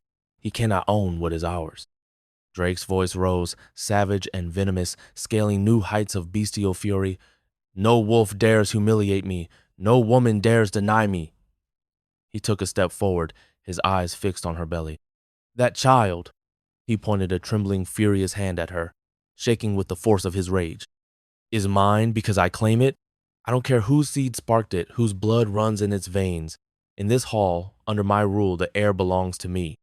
The declaration ripped through the hall, met by a cacophony of fearful cheers and desperate, high-pitched cries.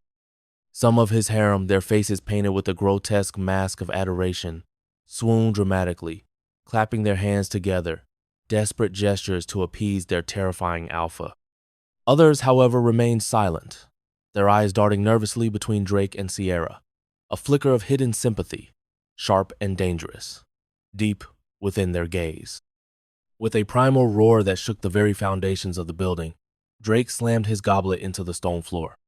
It shattered with a violent report, shards of metal and splintered wood skittering across the flagstones. He was more beast than man now, his face contorted into a mask of pure, unadulterated rage. War. His declaration cracked the air like a thunderclap, echoing off the ancient walls. War on the bastard alpha who thinks he can steal from me. War on any wolf who dares to whisper otherwise, who would question my might. He stalked toward Sierra then, each footstep like an earthquake, purposeful and menacing. He towered over her, a living embodiment of the storm. She felt his heat radiating off him, the oppressive weight of his rage, the metallic tang of his furious breath on her face as he bent low, his lips curling back from bared teeth. "You are mine, Sierra," he hissed, his voice a venomous whisper against her ear, sending shivers of revulsion down her spine.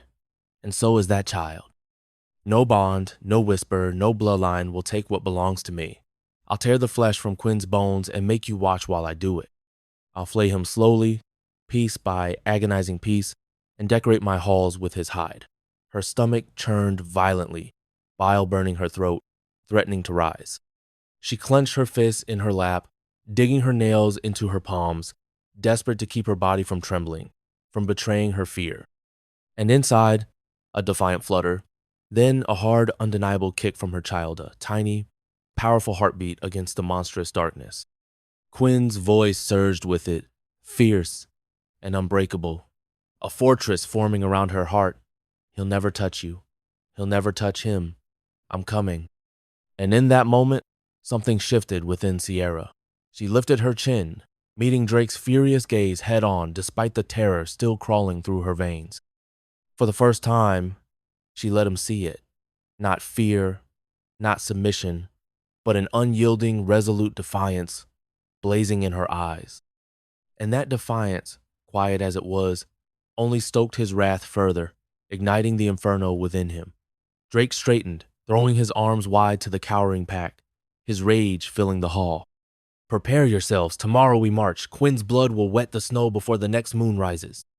The wolves roared their obedience, a deafening, unified howl that seemed to shake the very stars, a sound of absolute fealty given in absolute terror. But Sierra sat still, her hand pressed protectively to her belly, her gaze fixed on a distant point, clinging to the only truth that mattered. He might declare war. He might rage and roar and strut like a king, demanding fealty with every breath. He might claim what was not his in the loudest possible terms, but she had already chosen, and Quinn was coming.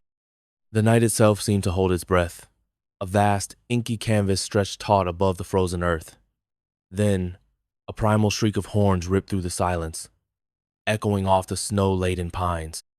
It was a summons, ancient and absolute, calling every wolf from their dens, every soul to the central clearing. This was to be a judgment, a revelation, a night etched in blood and memory, never to be forgotten. Torches, thick and smoking, blazed in a wide, flickering circle, casting colossal, writhing shadows that danced like tormented demons against the pristine snow. The air crackled with a cold, almost electric tension, thick with the scent of pine, fear, and anticipation. Sierra stood at the very edge of the ring, a lone figure in the swirling chaos of light and shadow. Her body was strung taut, a bowstring pulled to breaking point, every nerve humming with dread and defiant courage. Beneath her hands, pressed protectively across the swell of her belly, her heart hammered against her ribs as if desperate to escape its cage. The life within her pulsed with a frantic rhythm, a silent, powerful presence. She could not, would not, Hide tonight. This truth demanded to be faced. Into the stark glare of the torchlight, Drake strode first, a towering, menacing figure. His powerful chest gleamed slick with ceremonial oils, and his eyes, wild and bloodshot, burned with an unholy madness. Behind him, his harem lined the front row, a pitiful display of forced allegiance. Their painted faces were twisted in strained smiles, their eyes wide with a desperate, fearful loyalty to the alpha who held them captive. He raised his mighty arms high, his voice booming, raw and guttural, resonating with a terrifying confidence. Tonight, we settle betrayal. Tonight, I will claim what is mine and crush the weak who dare oppose me. A ragged howl of obedience rose from the assembled pack, a tide of sound that swept across the clearing, yet beneath it, a palpable unease stirred. Whispers snaked through the ranks, hushed and questioning, as many eyes darted from Drake to the silent, watchful figure of Sierra. Doubt, like a subtle poison, began to spread. And then a hush fell, profound and absolute. Quinn stepped into the ring, surrounded by his pack. He wasn't merely a man, he was savagery embodied, ancient and untamed. Tall, scarred, his bare skin painted with dark ash that made his muscles ripple like corded steel beneath the moonlight. His eyes, unlike Drake's frenzied gaze, burned not with madness, but with an unshakable certainty in ancient, primal fire that rooted every wolf who met his gaze, forcing them to instinctively lower their own. He was a force of nature, a living legend. Drake's low, mocking laugh shattered the silence. You come into my den, thief? You, a rogue, think you can stand against me and take what belongs to me? His voice dripped with condescension, a challenge thrown into the very teeth of fate. Quinn's lip curled, a flash of white, predatory teeth in the torchlight. His voice, though quiet, cut through the night like a honed blade. What belongs to you, Drake? Your pack of broken omegas? Your throne of lies built on fear? Or the child in her womb? The one you boast is yours? The one you claim is a sign of your strength? Gasps, sharp and collective, broke the tension. The torches flickered wildly as if the night itself leaned closer, eager to drink in every word. Drake stiffened, his confident smirk faltering, replaced by a flicker of genuine shock. Sierra's chest tightened, a vice-like grip of fear and resolve. Her legs trembled, threatening to give way, but the baby inside her kicked, a sudden, powerful jab, like a command, urging her forward. She drew a ragged breath, the cold air burning her lungs, and stepped fully into the ring beside Quinn. Her voice trembled with the effort, yet it rang clear, cutting through the heavy silence. This child is not yours, Drake. The pack erupted, a tumultuous roar of confusion, some crying out in fury, others falling silent in stunned awe. She pressed her hand to her belly, a protective, fervent gesture, tears stinging her eyes but refusing to fall. He is Quinn's, the first of his true bloodline in generations, and I can prove it. Her gaze, though tear-filled, was unwavering, locked onto Drake's face. Drake sneered, a desperate attempt to regain control, but Quinn's gaze never left Sierra's, steady and unyielding, a silent vow of protection. Through him, Sierra whispered, her voice breaking thick with emotion. We speak. She closed her eyes, bowing her head slightly, shutting out the world. Her lips parted, and then, in the absolute breathless hush of the clearing, words slipped from her mouth, but they were not hers. They were deeper, older, imbued with a resonance that vibrated through the very ground. They were his. Do not bow. Do not break. Quinn's words echoed from the child within her, resonated with an impossible clarity that defied all reason. A guttural cry, a gasp of fear, rippled through the pack. Some wolves recoiled, believing it a dark magic. Others fell to their knees in stark, undeniable awe. It was undeniable. The bond, the ancient bloodline, the sacred, impossible truth laid bare. Drake's face twisted, contorting into a mask of pure, unadulterated rage, red with fury and humiliation. Lies, trickery, she's bewitched. He lunged, a snarling beast, aiming for Sierra, his hands outstretched to silence her forever. But Quinn moved with the speed of a feral predator, shoving Sierra back with a powerful arm, planting himself squarely between her and Drake, a living shield. Their eyes met across a small, torch-lit space, savage against savage, ancient hatred against primal purpose. "This ends tonight," Quinn growled, his voice a low, dangerous rumble that promised death. The fight exploded like a sudden peal of thunder. Drake struck first, a fist like a stone mallet cracking against Quinn's jaw. The sickening sound echoed across the silent clearing, and Sierra flinched as if the blow had landed in her bones. Quinn staggered, blood spraying from his mouth, a vivid crimson against the snow, but he grinned through it, a feral, terrifying display of defiance, and came back harder, faster. He fought with an ancient purpose, each strike driven by the need to protect, to claim, to prove his right. Drake fought with unbridled cruelty, every blow thrown to dominate, to humiliate, to utterly destroy. They clashed like titans, a blur of muscle and fury, fists and claws tearing flesh, the deep, musky scent of blood mingling with the crisp night air. Crimson splattered across the pristine snow, marking the ground where their destinies collided. The pack watched, transfixed, their rigid lines of loyalty crumbling with each savage snarl, each grunt of pain, each roar of pure, untamed rage. Drake, with a surge of brute strength, grabbed Quinn's throat, forcing him to his knees, his face contorted with triumph. "Bow! Bow before you're better!" He spat, teeth bared, his grip tightening, threatening to choke the life from his rival. But through the haze of pain, through the blood pounding in his ears, Quinn heard Sierra's voice inside him, a whisper, soft yet unbreakable, resonating with the strength of the life within her. "Don't give up. Hold on for me." A surge of renewed fury, cold and pure, ripped through Quinn. With a guttural roar, he ripped free of Drake's suffocating grip, lunging up, headbutting Drake so hard the crack of bone rang out, sharp and sickening. Drake staggered back, roaring in pain and surprise, but Quinn was on him like a storm, relentless, unyielding.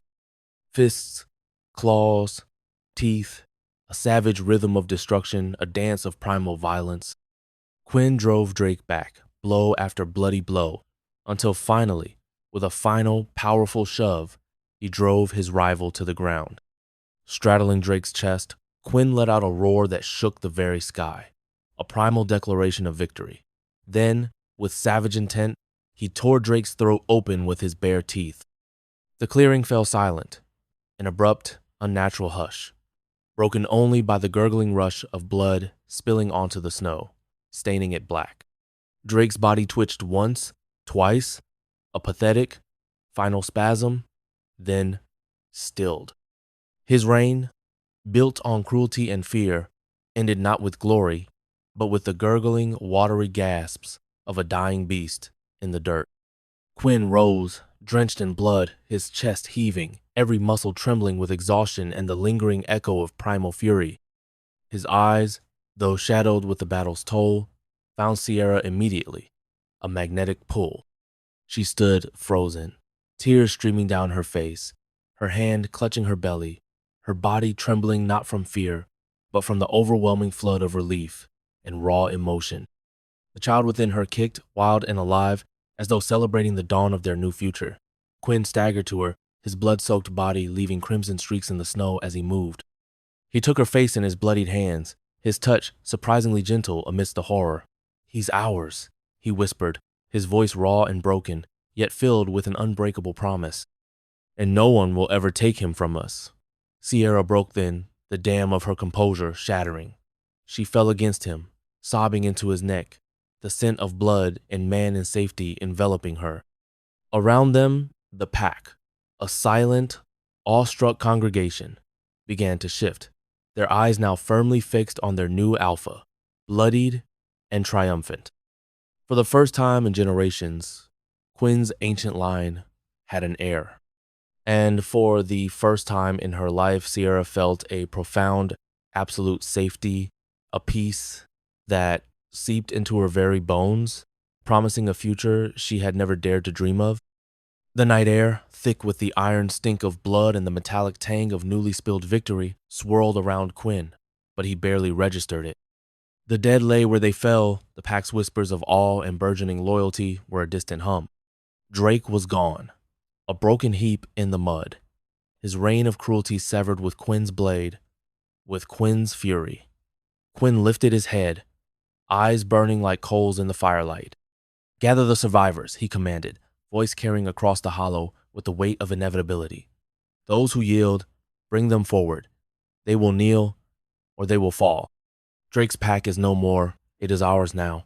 His beta straightened at once, already moving, their obedience swift, unquestioning. The murmurs of uncertainty shifted, hardening into resolve. Quinn's gaze cut to the warriors nearest him, sharp as a drawn blade. "Secure the borders. Any who flee are hunted. Any who resist are crushed. This land, these wolves, their loyalty, they belong to us now." Then his voice dropped, low but flint hard. "The women will not be touched. Not again. Not ever. Take them to bathe, to eat, to sleep. Our healers and wise women will tend them until they are made whole." The pack stilled, the words striking deeper than any blade. Quinn's decree was not just an order. It was law, etched into blood and bone. Finally, his gaze darkened, returning to the fire. "I will take Sierra. I will take my heir. They are my charge, my blood. While I bring them to safety, you will root out what remains of Drake's shadow. Burn it clean." Even in victory, the clarity of his command left no room for hesitation. He was not only the warrior who had killed a tyrant, he was the alpha who would claim and keep all that tyrant once ruled. The only thing Quinn saw, the only thing his raw primal instinct demanded, was Sierra. She had moved to the edge of the field, her hands wrapped protectively around her swollen belly, her eyes wide with a mixture of fear and profound relief, locked on him. Even through the searing ache of his wounds, even through the roaring triumph in his veins, his chest pulled tight with something fiercely primal, urgent, and undeniably complete. Without a word, a silent, dominating force, he strode to her. The crowd parted, bowing low, heads ducked in silent awe, a wave of submission washing through their ranks. He moved through them as if they were mist, his soul focused the woman waiting for him. He reached her, and the world, the battle, the pack, the lingering stench of death, all of it fell away. "Come, my love," he rumbled, his voice rough, a battle-scarred rasp that vibrated deep in her chest. His arms slid around her, pulling her against his blood-warmed body. She pressed into him without resistance, a silent, absolute surrender, her cheek to his chest, her breath shuddering against his skin. This close, he could smell her unique scent of wild blossoms and damp earth, a living balm to his battered senses. He didn't lead her back into the circle of staring wolves, didn't let their gazes sully this sacred moment. He carried her through the night, a silent, powerful procession across his shadowed lands. His base guards, a phalanx of loyal warriors, moved around them, their gazes forward, protecting his sacred charge. The air shifted from the acrid tang of battle to the cooler, cleaner scent of dense forest, and then the rich earth of his estate. As they passed through the towering, iron-bound gates of his compound, warriors lowered their heads in deep, reverent bows. Omegas whispered in hushed awe, but no one dared meet his gaze. No one dared stop him. This was his victory, his mate, his heir, his future. At last, he reached his private chambers, stone walls warmed by the steady crackle of a roaring fire, heavy furs, impossibly soft and thick, spread across the vast bed. The air in the room was rich with the scent of him, of ancient cedar smoke, wild musk, and the faint, underlying notes of ozone from the storm that had raged within him. He set her down gently, his hands lingering at her waist, unwilling to break contact, unwilling to let her go. Sierra's eyes roamed the space, taking in the rugged luxury, the quiet power emanating from every shadow, every carved beam. Then her gaze found him again, wide and vulnerable. Her lips parted, her voice low, a trembling whisper. This is yours? No, His gaze burned into her, savage and sure, a primal declaration that left no room for doubt. This is ours. From this night on, our sanctuary, our world. The words lingered between them, heavy as fate, until Quinn reached for her hand. His fingers curled around hers, firm but gentle, grounding her. But first, he said, softer now, though his voice still carried that unyielding edge, we wash it all away. The dirt, the fear, him. Her breath caught. The promise in his tone was not just of water on skin, but of something deeper. Renewal, a cleansing she hadn't dared to hope for. He drew her with him toward the adjoining chamber, where steam drifted from stone walls slick with heat, where the hiss of water echoed like rain against the earth. His hand never left hers. Inside, the world shrank to warmth and water, to the steady presence of his body shielding hers. The spray cascaded over them both, rivulets carrying away the blood, the grime, the last ghost of Drake's touch. Quinn cupped the back of her head, his forehead leaning to hers as he whispered, "Here, nothing touches you but me. Nothing claims you but us." She exhaled, a profound sound that was half relief, half an utter, visceral surrender. Her fingers, still trembling slightly, reached for his tunic, tracing the raw, dried blood on the linen. He caught her wrist gently, lowering it, his thumb brushing over her knuckles. "Enough of blood tonight," he murmured, guiding her from the shower's fading steam. Quinn reached for a thick cloth, wrapping it around her shoulders first, cocooning her in its warmth. Only then did he take another for himself, dragging it across his skin with unhurried motions, every movement deliberate, grounding. The silence that followed was not empty, but sacred water still dripping from their hair, the scent of clean skin and fresh stone mingling with the fading heat of battle. He knelt briefly before her, gathering the ends of her towel close, tucking her in as though she were something both breakable and unbreakable, something wholly his. When she met his gaze, her lips parted, but no words came. She didn't need them. The air between them spoke enough. Quinn dropped to his knees before her, a gesture of reverence that belied his alpha power. His battle-worn hands, still marked by the fight, trembled as they slid over the magnificent swell of her stomach. He pressed his lips to her belly, a soft, warm kiss that sent shivers through her. His voice, stripped bare of all ferocity, was low, hoarse, and utterly reverent. "My son," he whispered, the words vibrating against her skin, resonating deep within her womb. "My fire, my blood, my legacy. I've waited lifetimes for you." The baby kicked, a strong, eager thrum against Quinn's lips, as if answering his father's call with a jubilant, undeniable recognition. Sierra gasped, a soft, choked cry, tears stinging her eyes and blurring her vision. She threaded her fingers through his dark, dampened hair, pulling him closer. "He knows you, Quinn. He's always known you. Even when you weren't here." His jaw flexed, his throat working. As he swallowed past an unfamiliar lump, he rose slowly, towering over her, his fierce gaze unwavering. He framed her face in his scarred hands, his thumbs tracing the curve of her cheekbones. "Then let him feel us, Sierra. Let him know what it means to be born from fire, from love, from a bond no one can break. Let him feel his home." He kissed her then, hard, savage, a claim that swallowed every breath, every doubt, every lingering shadow of fear. She melted into him, a soft moan escaping her as his tongue swept hers, as his hands dragged her against his chest, crushing her gently into his solid strength.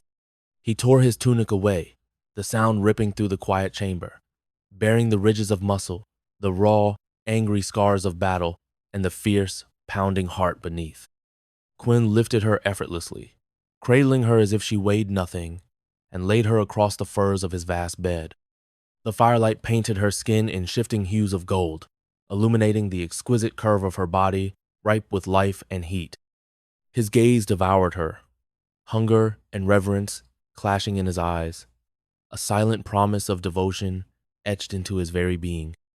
He joined her, covering her body with his heavy, protective hand, never leaving her stomach. "He's with us," he rasped, his breath hot against her throat. his lips tracing the sensitive skin of her shoulder, her breast. He'll feel it. He'll know his father's strength. He'll know his mother's love. Her hips arched into his, a desperate, undeniable instinct, her voice breaking on a soft plea. Show me, Quinn. Show me we're truly yours. Show me we're home. And he did. Their bodies moved together, a primal dance of savage need and profound tenderness, every thrust and every soft moan echoing through the nascent bond between them. Between their shared, ragged breaths came words, fierce, raw, unshakable declarations. My love, he growled against her lips, against her skin. Always, she whispered back, clinging to him, her nails gently raking his back. When his teeth sank gently into the sensitive skin of her neck, a soft, intimate bite of possession, the mate bond sealed with a magnificent flare of fire. It erupted from the point of contact, surging through her veins, igniting her womb, her very soul, a connection blooming where none had existed before. The baby kicked hard, a joyous, almost visible burst of light radiating through the newly forged bond, their son's excitement twining with their own, a chorus of pure, wild euphoria. Sierra sobbed into his chest, her arms clinging to him with desperate strength, his heart pounding a frantic, wild rhythm beneath her ear. Tears of release, of joy, of absolute belonging streamed down her face. And Quinn, savage, scarred, bloodied alpha, now gentled by the weight of his mate and his heir, held her close, pressing fierce kisses to her hair, her forehead, her tear-streaked cheeks, and whispered, his voice thick with emotion, "You're home. We're finally home." The night split open with a tearing wail that ripped through the silence of the alpha's private chambers. Sierra's body writhed, every muscle strained, her fingers digging deep into the rich fabrics of Quinn's bedsheets as a new wave of pain, sharper than any before, ripped through her. It was a primal agony, tearing at her core, a sensation like claws raking through her very being. Sweat plastered dark strands of hair to her temples and neck, chilling her skin even as an internal fire consumed her. She bit back a scream, a guttural sound escaping instead, her breath coming in ragged, desperate gasps. "Quinn," she choked out, her voice a raw whisper, trembling with exhaustion and the overwhelming force of the contractions. "It's time." "I know." Quinn's voice was a low, guttural rumble, a sound that vibrated through her very bones, a savage edge to it that spoke of his own barely contained fury at her pain. He felt it, every searing pang, every rippling tear through the deep, unbreakable bond they shared. It was a mirrored agony, a twisting sensation in his chest that made his muscles clench. His hand, so large and strong, gripped hers, his fingers an anchor in the storm, grounding her. His other hand pressed firmly against the swollen curve of her belly, feeling the urgent, insistent movements of their child, fighting his way into the world. At the alpha's earlier roar, the healers had already rushed in. They were elder women, their faces lined with wisdom and experience, their hands steady despite the urgency. They moved with quiet efficiency, carrying bowls of steaming water, soft claws, and bundles of sharp, bitter-smelling herbs meant to ease the passage and staunch the flow. Yet, Quinn didn't so much as sway from her side. He stood rooted, a towering presence, his gaze never leaving Sierra's face, his protective aura radiating through the room, daring anyone to suggest he step aside. It was an unspoken decree. He would not be separated from his mate. Not now, not ever. One healer, the eldest, knelt and quickly assessed Sierra, her voice brisk but calm. "She's close. The babe comes fast," Sierra screamed, a sound that tore from her throat, raw and piercing, echoing through the high-ceilinged chamber. Her body arched, a desperate attempt to escape the overwhelming pressure. Quinn's jaw locked, veins standing thick and corded at his throat as he fought his own battle for control. The bond between them flared, a burning wire of sensation. Through the frantic, accelerating beat of their son's heart, Quinn felt Sierra's anguish, her fierce, unwavering strength, and the desperate, primal push towards life that consumed her. He saw her soul in that moment, stripped bare, incandescent. "Breathe, my Sierra," he rasped, his voice a low, rough command that was also a plea. He brushed damp, clinging strands of hair from her sweat-slicked face, his touch surprisingly gentle. His usual savage edge cracked for the first time, his voice roughened with something close to breaking, a raw, primal fear mingled with overwhelming love. I feel him, our son.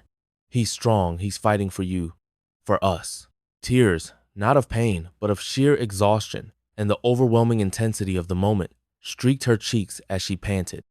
Quinn, I don't know if I can. You can.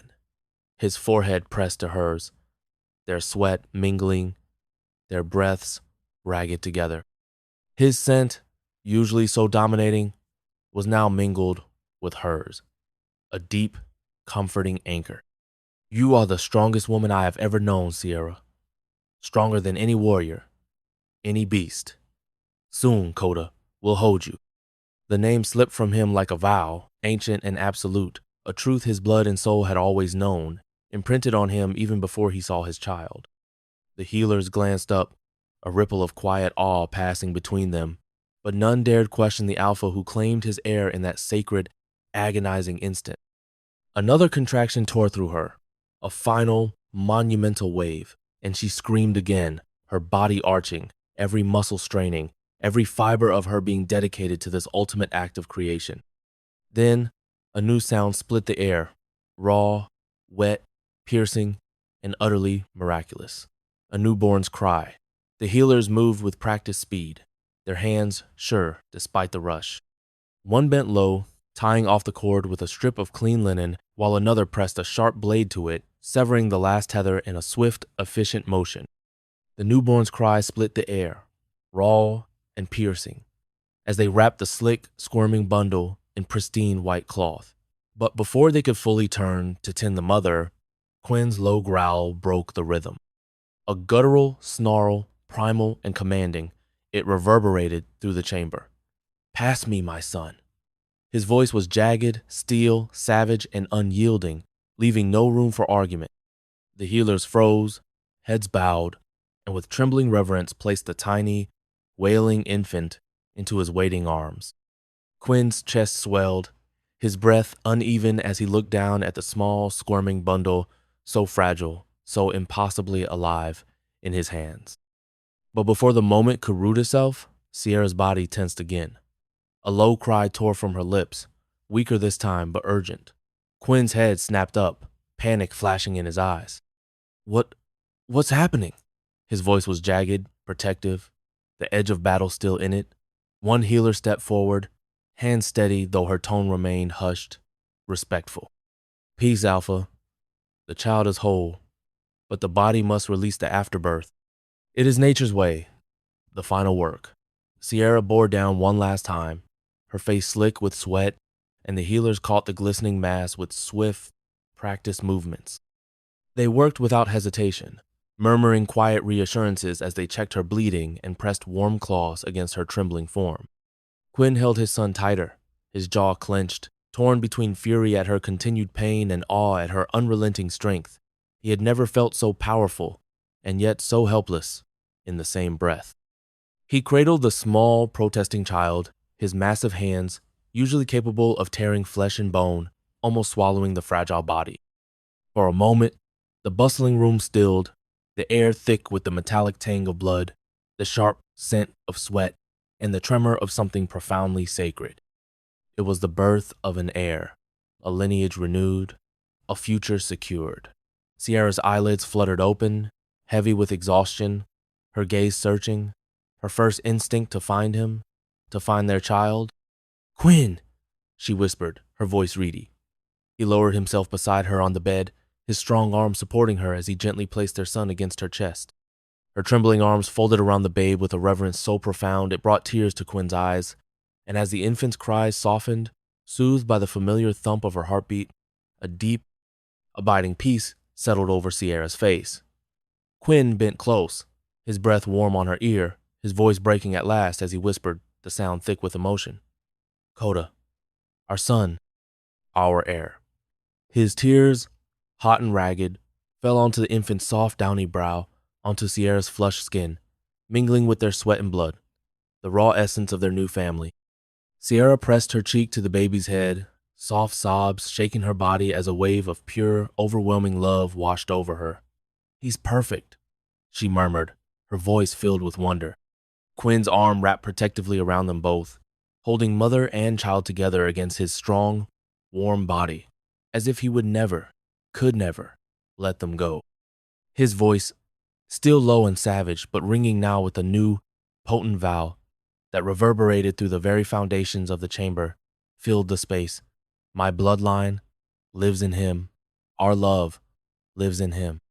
I'll protect you both, always, to my last breath."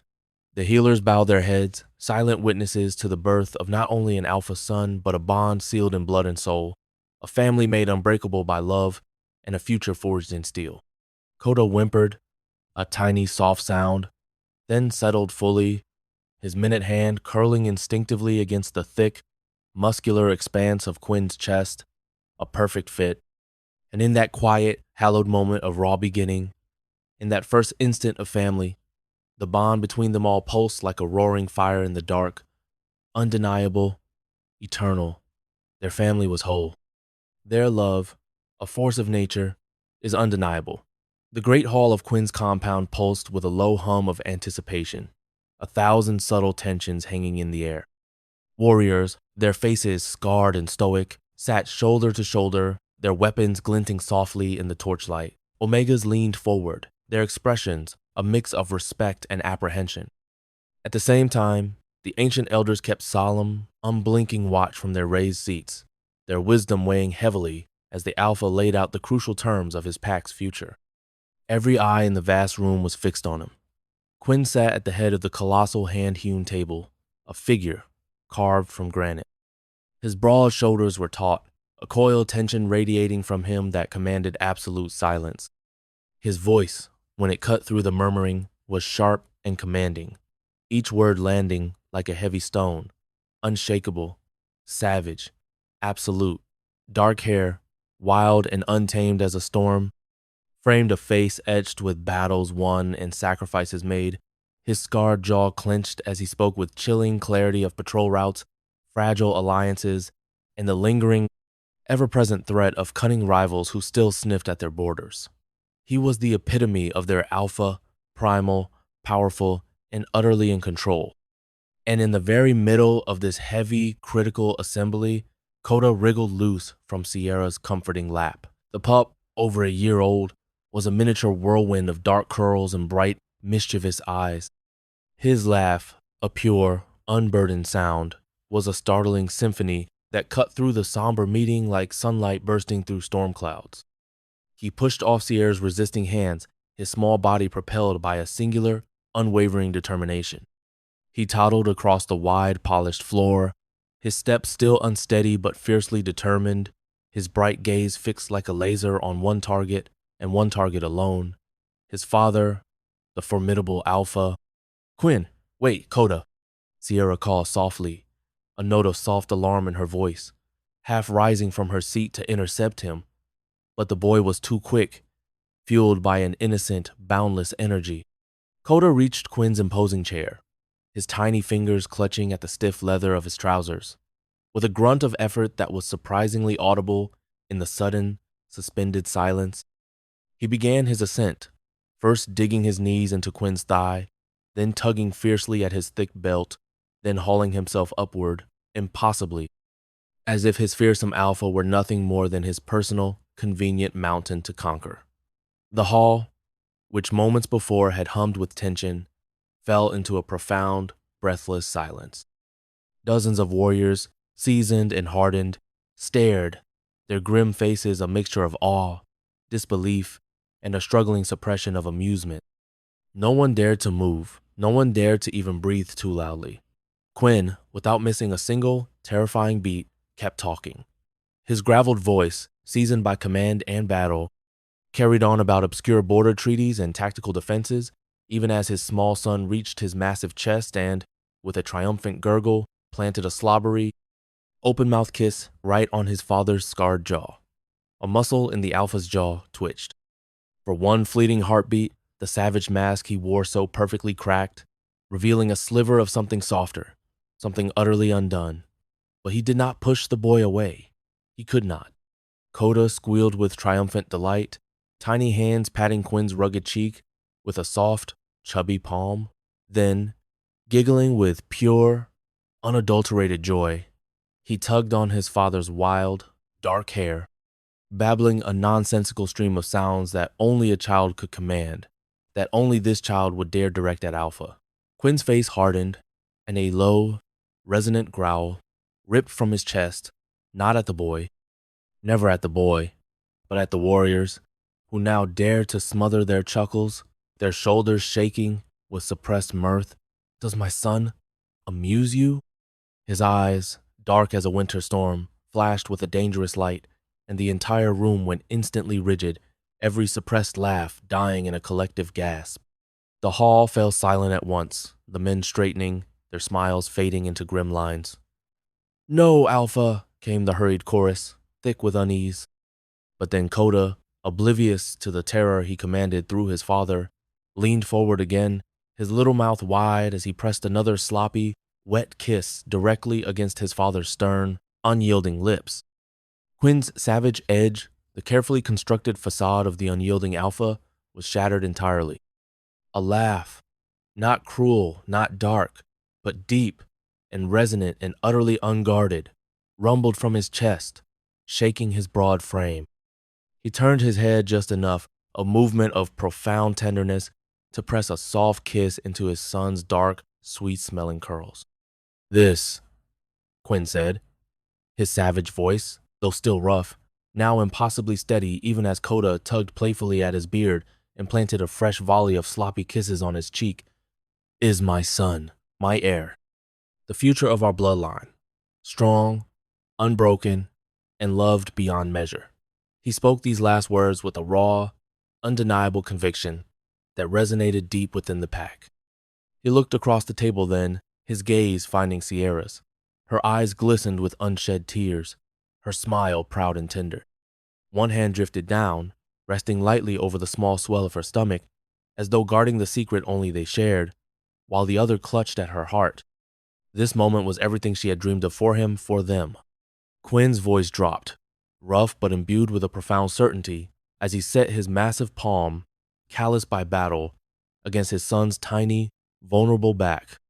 "Remember him well. He will be greater than I, for he carries both my blood and Sierra's strength, her resilience, her spirit, her unwavering heart."